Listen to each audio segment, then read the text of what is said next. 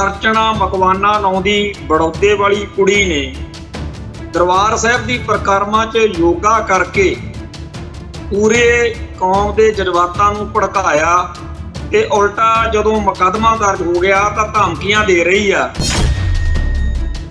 ਇਹਦੀ ਸੰਭਾਵਨਾ ਹੀ ਨਹੀਂ ਸੀ ਹੋਣੀ ਜੇ ਕਿਤੇ ਸਾਡੀ ਕੌਮ ਦਾ ਸਿੱਖ ਸੰਘਰਸ਼ ਖਾਲਿਸਤਾਨੀ ਸੰਘਰਸ਼ ਮਗਿਆ ਹੋਇਆ। ਜੇ ਕਿਤੇ ਖਾਲਿਸਤਾਨੀ ਸਰਗਰਮੀ ਚੱਲ ਰਹੀ ਹੁੰਦੀ ਤਾਂ ਕੀ ਪੰਜਾਬ ਦੇ ਵੱਲ ਨੂੰ ਇਹ RSS ਵਾਲੇ ਮੂੰਹ ਕਰਦੇ? RSS ਨੇ ਆਪਦੇ ਵੱਲੋਂ ਸਿੱਖਾਂ ਦੇ ਵਿੱਚ ਘੁਸਪੈਠ ਕਰਨ ਲਈ ਕੋਈ ਧਿਰ ਨਹੀਂ ਬਖਸ਼ੀ। ਅਕਾਲੀਆਂ ਵਿੱਚ ਤੇ ਹੋਰਨਾਂ ਸਾਰੀਆਂ ਧਿਰਾਂ ਧੜਿਆਂ ਦੇ ਵਿੱਚ RSS ਨੇ ਘੁਸਪੈਠ ਕੀਤੀ ਆ, ਤੇ ਕੀਤੀ ਵੀ ਉਦੋਂ ਹੈ ਜਦੋਂ ਬਾਦਲਕਿਆਂ ਨਾਲ ਰਲ ਕੇ ਸਰਕਾਰ ਬਣਾ ਲਈ, ਕਿਉਂਕਿ ਜਦੋਂ ਸੱਤਾ ਹੱਥ 'ਚ ਆਉਂਦੀ ਆ ਉਦੋਂ ਰਾਹ ਬੜੇ ਖੁੱਲ ਜਾਂਦੇ। ਹੁਣ ਚਾਹੇ ਬਾਦਲ ਦਲ ਵਾਲੇ ਭਾਗਵੇਂ ਬ੍ਰਿਗੇਡ ਨਾਲੋਂ ਸੰਬੰਧ ਤੋੜਨ ਤੇ ਚਾਹੇ ਰੱਖਣ, ਪਰ ਜਿਹੜੀ ਘੁਸਪੈਠ ਸਾਡੇ 'ਚ ਹੋ ਚੁੱਕੀ ਆ ਉਹਦਾ ਕੀ ਕਰਾਂਗੇ? ਜੇ ਕਿਤੇ ਸਾਡੀ ਕੌਮ ਦਾ ਸੰਘਰਸ਼ ਭਖਿਆ ਹੋਇਆ ਹੁੰਦਾ, ਇਹੋ ਜਿਹੇ ਜਿਹੜੇ ਟਟਪੂੰਜੀਏ ਜੇ ਨੇ ਜਿਹੜੇ ਨਿੱਕੇ ਮੋਟੇ ਮਸਲੇ ਉਠਾ ਕੇ ਸਾਡੀ ਕੌਮ ਦਾ ਧਿਆਨ ਹੋਰ ਪਾਸੇ ਲੈ ਕੇ ਜਾਂਦੇ ਆ, ਉਹ ਨਹੀਂ ਸੀ ਹੁਣ। ਸਾਡੀ ਕੌਮ ਦੇ ਵਿੱਚ ਬਹੁਤ ਸਾਰੇ ਮੁੱਦੇ ਮਸਲੇ ਇਸ ਤਰੀਕੇ ਨਾਲ ਵਾਰ-ਵਾਰ ਉਭਾਰੇ ਜਾਂਦੇ ਆ, ਉਠਾਲੇ ਜਾਂਦੇ ਆ ਤਾਂ ਕਿ ਆਪਾਂ ਉਸ ਵਿੱਚ ਹੀ ਲੜਦੇ ਭਿੜਦੇ ਰਹੀਏ। ਹੁਣ ਸਿੱਖ ਇਹੋ ਜਿਹੇ ਵਿਵਾਦਤ ਮਸਲਿਆਂ ਤੇ ਬਹੁਤ ਲੜਦੇ ਭਿੜਦੇ ਆ ਜਿਹੜੇ ਕਿ ਪਹਿਲਾਂ ਮਸਲੇ ਤਾਂ ਸੀਗੇ ਪਰ ਉਹਨਾਂ ਤੇ ਟਕਰਾਅ ਨਹੀਂ ਸੀ। ਜਿਹੜੀ ਕੌਮ ਦੀ એનર્ਜੀ, ਜਿਹੜੀ ਸਾਡੀ ਸ਼ਕਤੀ ਅਤੇ ਸਮਰੱਥਾ ਅਸੀਂ ਆਪਦੀ ਆਜ਼ਾਦੀ ਲਈ ਖਰਚਣੀ ਸੀ, ਉਹ ਸਾਰਾ ਕੁਝ ਅਸੀਂ ਆਪਸ ਵਿੱਚ ਹੀ ਉਹਨਾਂ ਵਿਵਾਦਤ ਮੁੱਦਿਆਂ ਤੇ ਲੜ ਖਰਚ ਕਰਦੇ। TV 84 ਉੱਤੇ ਪ੍ਰੋਗਰਾਮ ਖਬਰ ਦੀ ਖਬਰ ਦੇਖ ਰਿਹਾ ਹੈ ਸਾਰੇ ਦਰਸ਼ਕਾਂ ਨੂੰ ਮੈਂ ਸਰਬਜੀਤ ਸਿੰਘ ਘੁਮਾਣ ਫਤਿਹ ਅਰਜ਼ ਕਰ ਰਿਹਾ ਜੀ। ਵਾਹਿਗੁਰੂ ਜੀ ਕਾ ਖਾਲਸਾ, ਵਾਹਿਗੁਰੂ ਜੀ ਕੀ ਫਤਿਹ। ਅੱਜ ਸਾਡੇ ਸਿੱਖ ਜਗਤ ਦੇ ਵਿੱਚ, ਸਾਡੇ ਕੌਮ ਦੇ ਵਿੱਚ ਜੋ ਵਰਤਾਰੇ ਚੱਲ ਰਹੇ ਨੇ, ਉਹਨਾਂ ਸਾਰਿਆਂ ਨੂੰ ਦੇਖ ਕੇ ਇਹ ਗੱਲ ਕਹਿਣੀ ਪੈ ਰਹੀ ਆ ਕਿ ਜੇ ਸਾਡੀ ਕੌਮ ਦਾ ਸੰਘਰਸ਼, ਖਾਲਿਸਤਾਨੀ ਸੰਘਰਸ਼ ਪੰਜਾਬ ਦੀ ਧਰਤੀ ਉੱਤੇ ਪੂਰਾ ਜ਼ੋਰਦਾਰ ਤਰੀਕੇ ਨਾਲ ਲੜਿਆ ਜਾ ਰਿਹਾ ਹੁੰਦਾ, ਜੇ ਸੰਘਰਸ਼ ਭਖਿਆ ਹੋਇਆ ਹੁੰਦਾ ਤਾਂ ਬਹੁਤੇ ਮੁੱਦੇ ਉੱਠਣੇ ਹੀ ਨਹੀਂ ਸੀ।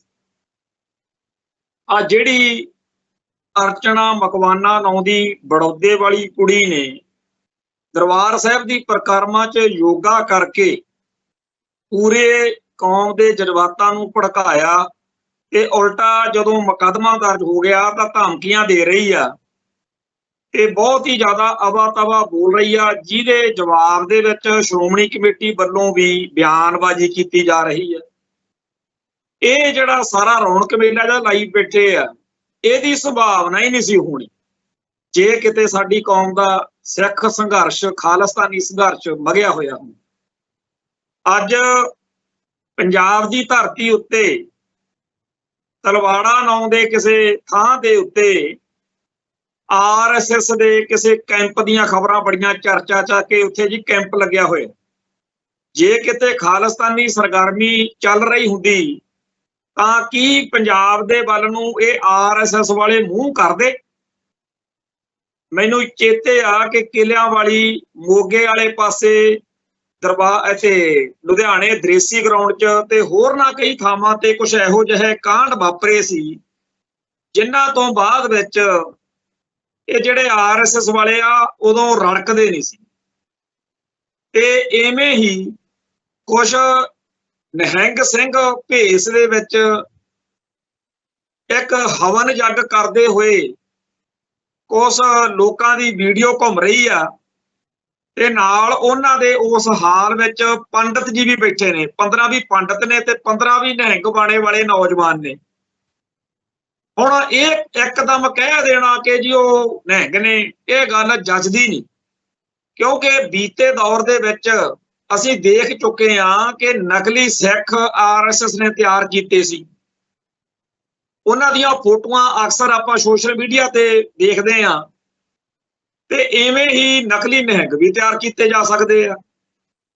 RSS ਨੇ ਆਪਦੇ ਵੱਲੋਂ ਸਿੱਖਾਂ ਦੇ ਵਿੱਚ ਘੁਸਪੈਠ ਕਰਨ ਲਈ ਕੋਈ ਧਿਰ ਨਹੀਂ ਬਖਸ਼ੀ। ਅਕਾਲੀਆਂ ਵਿੱਚ ਤੇ ਹੋਰਨਾਂ ਸਾਰੀਆਂ ਧਿਰਾਂ ਧੜਿਆਂ ਦੇ ਵਿੱਚ RSS ਨੇ ਘੁਸਪੈਠ ਕੀਤੀ ਆ, ਤੇ ਕੀਤੀ ਵੀ ਉਦੋਂ ਹੈ ਜਦੋਂ ਬਾਦਲਕਿਆਂ ਨਾਲ ਰਲ ਕੇ ਸਰਕਾਰ ਬਣਾ ਲਈ, ਕਿਉਂਕਿ ਜਦੋਂ ਸੱਤਾ ਹੱਥ ਚ ਆਉਂਦੀ ਆ ਉਦੋਂ ਰਾਹ ਬੜੇ ਖੁੱਲ ਜਾਂਦੇ ਆ। ਉਸ ਮੌਕੇ ਤਾਂ ਬਾਦਲਕਿਆਂ ਨੂੰ ਸਿੱਖ ਹਿੱਤਾਂ ਦੀ, ਸਿੱਖ ਹੱਕਾਂ ਦੀ ਪਰਵਾਹ ਕੋਈ ਨਹੀਂ ਸੀ। ਹਾਲ ਇਹ ਸੀ ਕਿ ਦਰਬਾਰ ਸਾਹਿਬ ਦੇ ਵਿੱਚ ਜਿਹੜੀਆਂ ਸਰਾਵਾਂ ਨੇ ਉਹ RSS ਦੇ ਬੰਦਿਆਂ ਲਈ ਉਦੋਂ ਮਿਲ ਜਾਂਦੀਆਂ ਸੀਗੀਆਂ। ਇੱਕ ਵਾਰ ਜਥੇਦਾਰ ਗੁਰਚਰਨ ਸਿੰਘ ਟੌਹੜਾ ਚਾਹੁੰਦੇ ਸੀ ਵੀ ਕਿਸੇ ਸਿੱਖ ਪ੍ਰੋਫੈਸਰ ਨੂੰ ਖਾਲਸਾ ਕਾਲਜ ਜਾਂ ਕੋਈ ਉੱਥੇ ਲੈਕਚਰਰ ਰਖਵਾ ਲਈਏ, ਪਰ ਚੱਲੀ ਅਡਵਾਨੀ ਦੀ ਸੀ। RSS ਦਾ ਬੰਦਾ ਰੱਖਿਆ ਗਿਆ ਘੋਣ ਮੋਨ ਉੱਥੇ। ਇਸ ਮੌਕੇ ਵੀ ਸਿੱਖਾਂ ਦੀਆਂ ਸੰਸਥਾਵਾਂ ਦੇ ਵਿੱਚ ਬਹੁਤ ਵੱਡੀ ਗਿਣਤੀ ਵਿੱਚ ਇਹੋ ਜਿਹੇ ਸ਼ੱਕੀ ਪਿਛੋਕੜ ਵਾਲੇ ਬੰਦੇ ਲੱਗੇ ਹੋਏ ਨੇ, ਜਿਨ੍ਹਾਂ ਦੀਆਂ ਭਾਵਨਾਵਾਂ, ਜਿਨ੍ਹਾਂ ਦਾ ਦਿਲ ਦਿਮਾਗ, ਜਿਨ੍ਹਾਂ ਦੀ ਮਾਨਸਿਕਤਾ ਹਿੰਦੁਸਤਾਨ ਨਾਲ ਜੁੜੀ ਹੋਈ। ਇਹ ਜਿਹੜਾ ਸਾਰਾ ਤਾਣਾ ਪੇਟਾ ਆਇਆ, ਇਹ ਅੱਜ ਸਾਡੀ ਕੌਮ ਦੇ ਲਈ ਬਿਪਤਾ ਬਣ ਕੇ ਰਹਿ ਗਿਆ। ਹੁਣ ਚਾਹੇ ਬਾਦਲ ਦਲ ਵਾਲੇ ਭਾਗਵੇਂ ਬ੍ਰਿਗੇਡ ਨਾਲੋਂ ਸੰਬੰਧ ਤੋੜਨ ਤੇ ਚਾਹੇ ਰੱਖਣ, ਪਰ ਜਿਹੜੀ ਘੁਸਪੈਠ ਸਾਡੇ ਚ ਹੋ ਚੁੱਕੀ ਆ ਉਹਦਾ ਕੀ ਕਰਾਂਗੇ? ਖਾਲਸਾ ਕਾਲਜ ਵਿੱਚ, ਖਾਲਸਾ ਸੰਸਥਾਵਾਂ ਦੇ ਵਿੱਚ ਜਿਸ ਤਰੀਕੇ ਨਾਲ RSS ਪਿਛੋਕੜ ਵਾਲੇ ਬੰਦੇ ਲੱਗ ਚੁੱਕੇ ਆ, ਤੇ ਉਹਨਾਂ ਬਾਰੇ ਸਾਨੂੰ ਬਹੁਤਿਆਂ ਲੋਕਾਂ ਨੂੰ ਉਹੀ ਪਤਾ ਕਿ ਆਹ ਬੰਦਾ ਫਲਾਨਾ RSS ਦਾ, ਫਲਾਨਾ RSS ਦਾ, ਆਪਦੀਆਂ ਕਰਤੂਤਾਂ ਨਾਲ ਉਹ ਜ਼ਾਹਿਰ ਵੀ ਕਰਦੇ। ਤੇ ਇਵੇਂ ਹੀ ਕਈ ਇਹੋ ਜਿਹੇ ਨਿਹੰਗ ਬਾਣੇ ਵਾਲੇ ਨੇ ਜਾਂ ਹੋਰ ਬਾਣੇ ਵਾਲੇ ਨੇ ਜਿਹੜੇ ਸ਼ਰੇਆਮ ਭਾਗਵੇਂ ਬ੍ਰਿਗੇਡ ਦੀ ਬੋਲੀ ਬੋਲਦੇ ਆ। ਜਦੋਂ ਪਿੱਛੇ ਜੇ ਰਾਮ ਮੰਦਰ ਵਾਲਾ ਮਸਲਾ ਚੱਲਦਾ ਸੀ, ਉਦੋਂ ਵੀ ਇੱਕ ਨਿਹੰਗ ਦੀ ਬੜੀ ਚਰਚਾ ਹੋਈ ਸੀ। ਇੱਕ ਆਪਦੇ ਆਪ ਨੂੰ ਸਨਾਤਨੀ ਸਿੱਖ ਕਹਿਣ ਵਾਲਾ ਉਹਨਾਂ ਦਿਨਾਂ 'ਚ ਚਰਚਾ 'ਚ ਆਇਆ ਸੀ। ਇੱਕ ਹੋਰ ਭੰਗੜਾ ਪਾਉਂਦਾ ਫਿਰਦਾ ਸੀ ਕਿ ਮੈਨੂੰ ਤਾਂ ਜੀ ਰਮਾਇਣ ਬੜੀ ਚੇਤੇ ਆ, ਮੈਂ ਰਾਮਚੰਦਰ ਦਾ ਭਗਤ ਹਾਂ, ਮੈਂ ਸਿੱਖ ਵੀ ਹਾਂ। ਇਹੋ ਜਿਹੇ ਵੀ ਨੇ ਜਿਹੜੇ ਕਹਿੰਦੇ ਆ ਜੀ ਮੰਦਿਰਾਂ ਦੇ ਵਿੱਚ ਗੁਰੂ ਗ੍ਰੰਥ ਸਾਹਿਬ ਹੋਣਾ ਚਾਹੀਦਾ ਤੇ ਗੁਰਦੁਆਰਿਆਂ 'ਚ ਰਮਾਇਣ ਤੇ ਹਿੰਦੂਆਂ ਦੇ ਗ੍ਰੰਥ ਰੱਖਣੇ ਚਾਹੀਦੇ ਨੇ। ਦੁਕਾਨਦਾਰ ਸਿੱਖ ਆ ਜਿਹੜਾ, ਉਹਦਾ ਤਾਂ ਬੜਾ ਹੀ ਬੁਰਾ ਹਾਲ ਹੋਇਆ ਹੋਇਆ। ਦੁਕਾਨ ਦੇ ਵਿੱਚ ਗਾਹਕਾਂ ਨੂੰ ਪੱਟਣ ਦੇ ਲਈ ਵਿੱਚ ਹੀ ਤਾਂ ਗੁਰੂ ਸਾਹਿਬਾਨ ਦੀਆਂ ਮਨੋਕਲਪਤ ਤਸਵੀਰਾਂ ਲਾ ਲੈਣਗੇ, ਬੁੱਤ ਲਾ ਲੈਣਗੇ, ਤੇ ਨਾਲ ਹੀ ਰਾਮਚੰਦਰ ਕ੍ਰਿਸ਼ਨ ਹੁਣੀ ਟੰਗ ਲੈਂਦੇ। ਜਿਵੇਂ ਮਨੀਕਰਨ ਗੁਰਦੁਆਰਾ ਸਾਹਿਬ ਆ ਜਿਹੜਾ, ਉੱਥੇ ਗੁਰੂ ਗ੍ਰੰਥ ਸਾਹਿਬ ਵੀ ਆ ਤੇ ਹਿੰਦੂ ਦੇਵੀ ਦੇਵਤਿਆਂ ਦੀ ਉਪਾਸਨਾ ਵੀ। ਸਿੱਖੀ ਦਾ ਹਿੰਦੂਕਰਨ ਕਰਨ ਲਈ, ਸਿੱਖਾਂ ਨੂੰ ਹਿੰਦੂ ਧਰਮ ਦੀ ਸਾਖ ਦਰਸਾਉਣ ਲਈ ਜਿੰਨੀ ਖੁੱਲ੍ਹ ਦਿਲੀ ਨਾਲ ਅਕਾਲੀ ਦਲ ਨੇ RSS ਦਾ ਸਾਥ ਸਹਿਯੋਗ ਦਿੱਤਾ ਹੈ, ਉਹਦੇ ਕਰਕੇ ਅੱਜ ਬੜੀ ਔਖ ਹੋ ਰਹੀ ਹੈ। ਆ ਜਿਹੜੀ ਕੁੜੀ ਨੇ ਯੋਗਾ ਕਰਕੇ ਪੰਥ ਨੂੰ ਵਿਪਤਾ 'ਚ ਪਾਇਆ ਹੋਇਆ, ਹੁਣ ਪੁਲਿਸ ਕਹਿੰਦੀ ਆ ਵੀ ਅਸੀਂ ਉੱਥੇ ਜੀ ਬੰਦੇ ਭੇਜਾਂਗੇ, ਕਦੇ ਕਹਿੰਦੇ ਆ ਤੂੰ ਇੱਥੇ ਆ, ਤੇ ਮੂਹਰੋਂ ਉਹ ਆਕੜ ਕੇ ਗੱਲਾਂ ਕਰਦੀ ਹੈ। ਆਪਾਂ ਕੱਲ ਵੀ ਚਰਚਾ ਕੀਤੀ ਸੀ, ਹੁਣ ਉਹਦੇ ਬਾਰੇ ਗੱਲ ਕਿੰਨੀ ਕੁ ਕਰੀਏ, ਪਰ ਗੱਲ ਉੱਥੇ ਹੀ ਆ ਜਾਂਦੀ ਆ ਵੀ ਜੇ ਕਿਤੇ ਸਾਡੀ ਕੌਮ ਦਾ ਸੰਘਰਸ਼ ਭਖਿਆ ਹੋਇਆ ਹੁੰਦਾ, ਇਹੋ ਜਿਹੇ ਜਿਹੜੇ ਟਟਪੂੰਜੀਏ ਜੇ ਨੇ, ਜਿਹੜੇ ਨਿੱਕੇ ਮੋਟੇ ਮਸਲੇ ਉਠਾ ਕੇ ਸਾਡੀ ਕੌਮ ਦਾ ਧਿਆਨ ਹੋਰ ਪਾਸੇ ਲੈ ਕੇ ਜਾਂਦੇ ਆ, ਉਹ ਨਹੀਂ ਸੀ ਹੋਣੀ। ਹੁਣ ਇਸ ਨੁਕਤੇ ਦੇ ਆਧਾਰ ਤੇ ਆਪਾਂ ਅੱਜ ਜੇ ਚਰਚਾ ਕਰੀਏ ਤਾਂ ਜਿਹੜੀ ਕੌਮ ਗੁਲਾਮ ਹੁੰਦੀ ਹੈ ਉਹਨੂੰ ਉਲਝਾਈ ਰੱਖਣ ਲਈ ਬਹੁਤ ਸਾਰੇ ਮੁੱਦੇ, ਬਹੁਤ ਸਾਰੇ ਮਸਲੇ ਹਾਕਮ ਕੌਮ ਪੈਦਾ ਕਰਦੀ ਹੁੰਦੀ ਵੀ ਇਹਨਾਂ 'ਚ ਹੀ ਲੜੇ ਲੁੜੇ ਰਹਿਣ। ਜਿਵੇਂ ਸਾਡੀ ਕੌਮ ਦੇ ਵਿੱਚ ਬਹੁਤ ਸਾਰੇ ਮੁੱਦੇ ਮਸਲੇ ਇਸ ਤਰੀਕੇ ਨਾਲ ਵਾਰ-ਵਾਰ ਉਭਾਰੇ ਜਾਂਦੇ ਆ, ਉਠਾਲੇ ਜਾਂਦੇ ਆ, ਤਾਂ ਕਿ ਆਪਾਂ ਉਸ ਵਿੱਚ ਹੀ ਲੜਦੇ ਭਿੜਦੇ ਰਹੀਏ।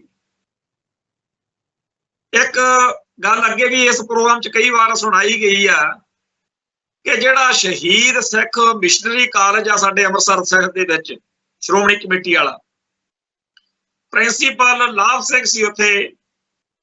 ਉਹ ਕਹਿੰਦੇ ਵੀ ਉਹਨਾਂ ਨੂੰ ਫੋਨ ਆਇਆ ਤੇ ਫੋਨ ਕਰਨ ਵਾਲੇ ਬੰਦੇ ਨੇ ਕਿਹਾ ਕਿ ਜੀ ਸਾਨੂੰ ਸਿੱਖਾਂ ਦੇ ਉਹਨਾਂ ਮਸਲਿਆਂ ਦੀ ਲਿਸਟ ਦਿਓ ਜਿਨ੍ਹਾਂ ਉੱਤੇ ਵਿਵਾਦ ਆ, ਇੱਕ ਰਾਏ ਨਹੀਂ ਹੈਗੀ ਸਿੱਖਾਂ ਦੀ। ਪ੍ਰਿੰਸੀਪਲ ਸਾਹਿਬ ਕਹਿੰਦੇ ਵੀ ਤੁਹਾਡੀ ਪੁੱਛ-ਗਿੱਛ ਆ ਜਿਹੜੀ ਉਹਦੇ ਵਿੱਚ ਕੁਝ ਗੜਬੜ ਲੱਗਦੀ ਆ ਮੈਨੂੰ, ਇਹਦੇ ਪਿੱਛੇ ਕੋਈ ਮੰਦ ਭਾਵਨਾ ਲੱਗਦੀ ਆ ਮੈਨੂੰ, ਕਿਉਂਕਿ ਕੋਈ ਬੰਦਾ ਇਹੋ ਜਿਹੀ ਪੁੱਛ-ਗਿੱਛ ਸਾਡੇ ਤੋਂ ਕੋਈ ਕਰਦਾ ਕਰਾਉਂਦਾ ਨਹੀਂ ਹੈਗਾ। ਇਹਦਾ ਮਤਲਬ ਸਾਫ਼ ਆ ਵੀ ਕੋਈ ਇਹਦੇ ਪਿੱਛੇ ਤੁਹਾਡੀ ਮਾੜੀ ਭਾਵਨਾ। ਤੇ ਮੈਂ ਕਿਉਂ ਇਹੋ ਜਿਹੀ ਕੋਈ ਲਿਸਟ ਬਣਾ ਕੇ ਰੱਖਾਂ ਜਾਂ ਕਿਉਂ ਦੇਵਾਂ? ਤੇ ਉਹ ਕਹਿਣ ਲੱਗਿਆ ਜੀ ਕੋਈ ਗੱਲ ਨਹੀਂ, ਫੋਨ ਬੰਦ ਕਰਤਾ। ਫਿਰ ਅਗਲੇ ਦਿਨ ਕਿਸੇ ਨੇ ਚਿੱਠ ਭੇਜੀ ਤੇ ਉਹ ਅੰਦਰ ਉਹਨਾਂ ਕੋਲੇ ਜਦੋਂ ਪਹੁੰਚਿਆ ਤਾਂ ਜਦੋਂ ਫਤਿਹ ਬੁਲਾ ਕੇ ਬੈਠਣ ਲੱਗਿਆ ਤਾਂ ਪ੍ਰਿੰਸੀਪਲ ਸਾਹਿਬ ਕਹਿੰਦੇ ਵੀ ਤੁਸੀਂ ਉਹੀ ਨਹੀਂ ਜਿਨ੍ਹਾਂ ਨਾਲ ਕੱਲ ਮੇਰੀ ਫੋਨ ਤੇ ਗੱਲ ਹੋਈ ਸੀ, ਤੁਹਾਡੀ ਆਵਾਜ਼ ਮੈਂ ਪਛਾਣ ਲਈ। ਉਹ ਕਹਿੰਦਾ ਹਾਂਜੀ ਅਸੀਂ ਸਰਕਾਰੀ ਮੁਲਾਜ਼ਮ ਹਾਂ, ਸਾਡਾ ਕੰਮ ਆ, ਤੁਸੀਂ ਕੱਲ ਭਾਵੇਂ ਫੋਨ ਤੇ ਟਰਕਾ ਦਿੱਤਾ ਪਰ ਮੈਨੂੰ ਤਾਂ ਆਉਣਾ ਪੈਣਾ ਸੀ, ਉੱਪਰੋਂ ਹੁਕਮ ਆ ਕੇ ਜਾਓ ਉੱਥੇ ਕਾਲਜ ਵਿੱਚ, ਉੱਥੋਂ ਮਿਲ ਜੂ ਤੁਹਾਨੂੰ ਲਿਸਟ। ਤੇ ਮੈਂ ਹਾਜ਼ਰ ਹੋਇਆ ਤੁਹਾਡੇ ਕੋਲੇ, ਕਿਰਪਾ ਕਰੋ ਸਿੱਖਾਂ ਦੇ ਵਿਵਾਦਤ ਮਸਲਿਆਂ ਦੀ ਲਿਸਟ ਦਿੱਤੀ ਜਾਵੇ। ਤਾਂ ਪ੍ਰਿੰਸੀਪਲ ਸਾਹਿਬ ਕਹਿੰਦੇ ਵੀ ਦੇਖ ਭਾਈ, ਸਾਫ਼ ਪਤਾ ਕਿ ਤੂੰ ਇਹ ਕਿਸੇ ਮਾੜੇ ਕਾਰਜ ਲਈ ਹੋਈ ਲਿਸਟ ਲੱਭਦਾ ਫਿਰ, ਤੇ ਮੈਂ ਕਾਹਤੋਂ ਇਹੋ ਜਿਹੀ ਕੋਈ ਗਲਤ ਗੱਲ ਦੇ ਵਿੱਚ ਪਵਾਂ। ਤੇ ਮੈਂ ਤਾਂ ਤੈਨੂੰ ਵੀ ਕਹਿੰਦਾ ਕਿ ਇਹਨਾਂ ਕੰਮਾਂ ਨੂੰ ਛੱਡ ਤੇ ਏਦਾਂ ਮੈਂ ਇਹ ਲਿਸਟ ਤੈਨੂੰ ਨਹੀਂ ਬਣਾ ਕੇ ਦੇਣੀ ਜਾਂ ਨਹੀਂ ਮੇਰਾ ਇਹੋ ਜਿਹਾ ਕੁਛ ਹੈਗਾ। ਤਾਂ ਉਹ ਹੱਸ ਕੇ ਉੱਠ ਖੜਿਆ, ਕਹਿੰਦਾ ਜੀ ਜੇ ਤੁਸੀਂ ਨਹੀਂ ਵੀ ਦਿਓਗੇ ਤਾਂ ਵੀ ਕਿਸੇ ਨਾ ਕਿਸੇ ਰੂਪ ਵਿੱਚ ਕਿਸੇ ਨਾ ਕਿਸੇ ਥਾਂ ਤੋਂ ਕਿਸੇ ਨਾ ਕਿਸੇ ਸਿੱਖ ਤੋਂ ਲਿਸਟ ਤਾਂ ਅਸੀਂ ਲੈ ਹੀ ਲੈਣੀ ਆ, ਬਣਵਾ ਹੀ ਲੈਣੀ ਆ। ਤੇ ਉਹ ਕਹਿੰਦੇ ਵੀ ਤੁਸੀਂ ਜਿੱਥੋਂ ਮਰਜ਼ੀ ਲੈ ਲਓ, ਮੈਨੂੰ ਛੱਡੋ, ਮੈਂ ਨਹੀਂ ਇਸ ਚੱਕਰ 'ਚ ਪੈਣਾ ਚਾਹੁੰਦਾ। ਤੇ ਉਹ ਚਲੇ ਗਿਆ। ਪਰ ਬਾਅਦ ਵਿੱਚ ਪ੍ਰਿੰਸੀਪਲ ਲਾਭ ਸਿੰਘ ਅਕਸਰ ਪ੍ਰੋਗਰਾਮਾਂ 'ਚ ਕਹਿੰਦੇ ਹੁੰਦੇ ਸੀ ਵੀ ਮੈਂ ਮਹਿਸੂਸ ਕੀਤਾ ਕਿ ਹੁਣ ਸਿੱਖ ਇਹੋ ਜਿਹੇ ਵਿਵਾਦਤ ਮਸਲਿਆਂ ਤੇ ਬਹੁਤ ਲੜਦੇ ਭਿੜਦੇ ਆ, ਜਿਹੜੇ ਕਿ ਪਹਿਲਾਂ ਮਸਲੇ ਤਾਂ ਸੀਗੇ ਪਰ ਉਹਨਾਂ ਤੇ ਟਕਰਾਅ ਨਹੀਂ ਸੀ ਹੁੰਦਾ। ਇਹ ਗੱਲ ਆਪਾਂ ਦੇਖੋ ਕਿ ਜਦੋਂ ਖਾਲਿਸਤਾਨੀ ਖਾੜਕੂ ਸੰਘਰਸ਼ ਥੋੜਾ ਜਿਹਾ ਸਟੇਟ ਦੇ ਕਾਬੂ 'ਚ ਆ ਗਿਆ, ਉਦੋਂ ਬਾਅਦ ਵਿੱਚ ਸਾਡੇ ਸਾਹਮਣੇ ਬੜੀ ਵੱਡੀ ਗਿਣਤੀ ਵਿੱਚ ਇਹੋ ਜਿਹੇ ਮਸਲੇ ਉੱਭਰੇ ਜਿਨ੍ਹਾਂ ਕਰਕੇ ਸਾਡੀ ਕੌਮ ਦੇ ਵਿੱਚ ਬਹੁਤ ਜ਼ਿਆਦਾ ਆਪਸੀ ਟਕਰਾਅ ਵਧਿਆ, ਤਕਰਾਰ ਵਧੀ, ਕਲੈਸ਼ ਵਧਿਆ, ਸੰਤਾਪ ਵਧਿਆ।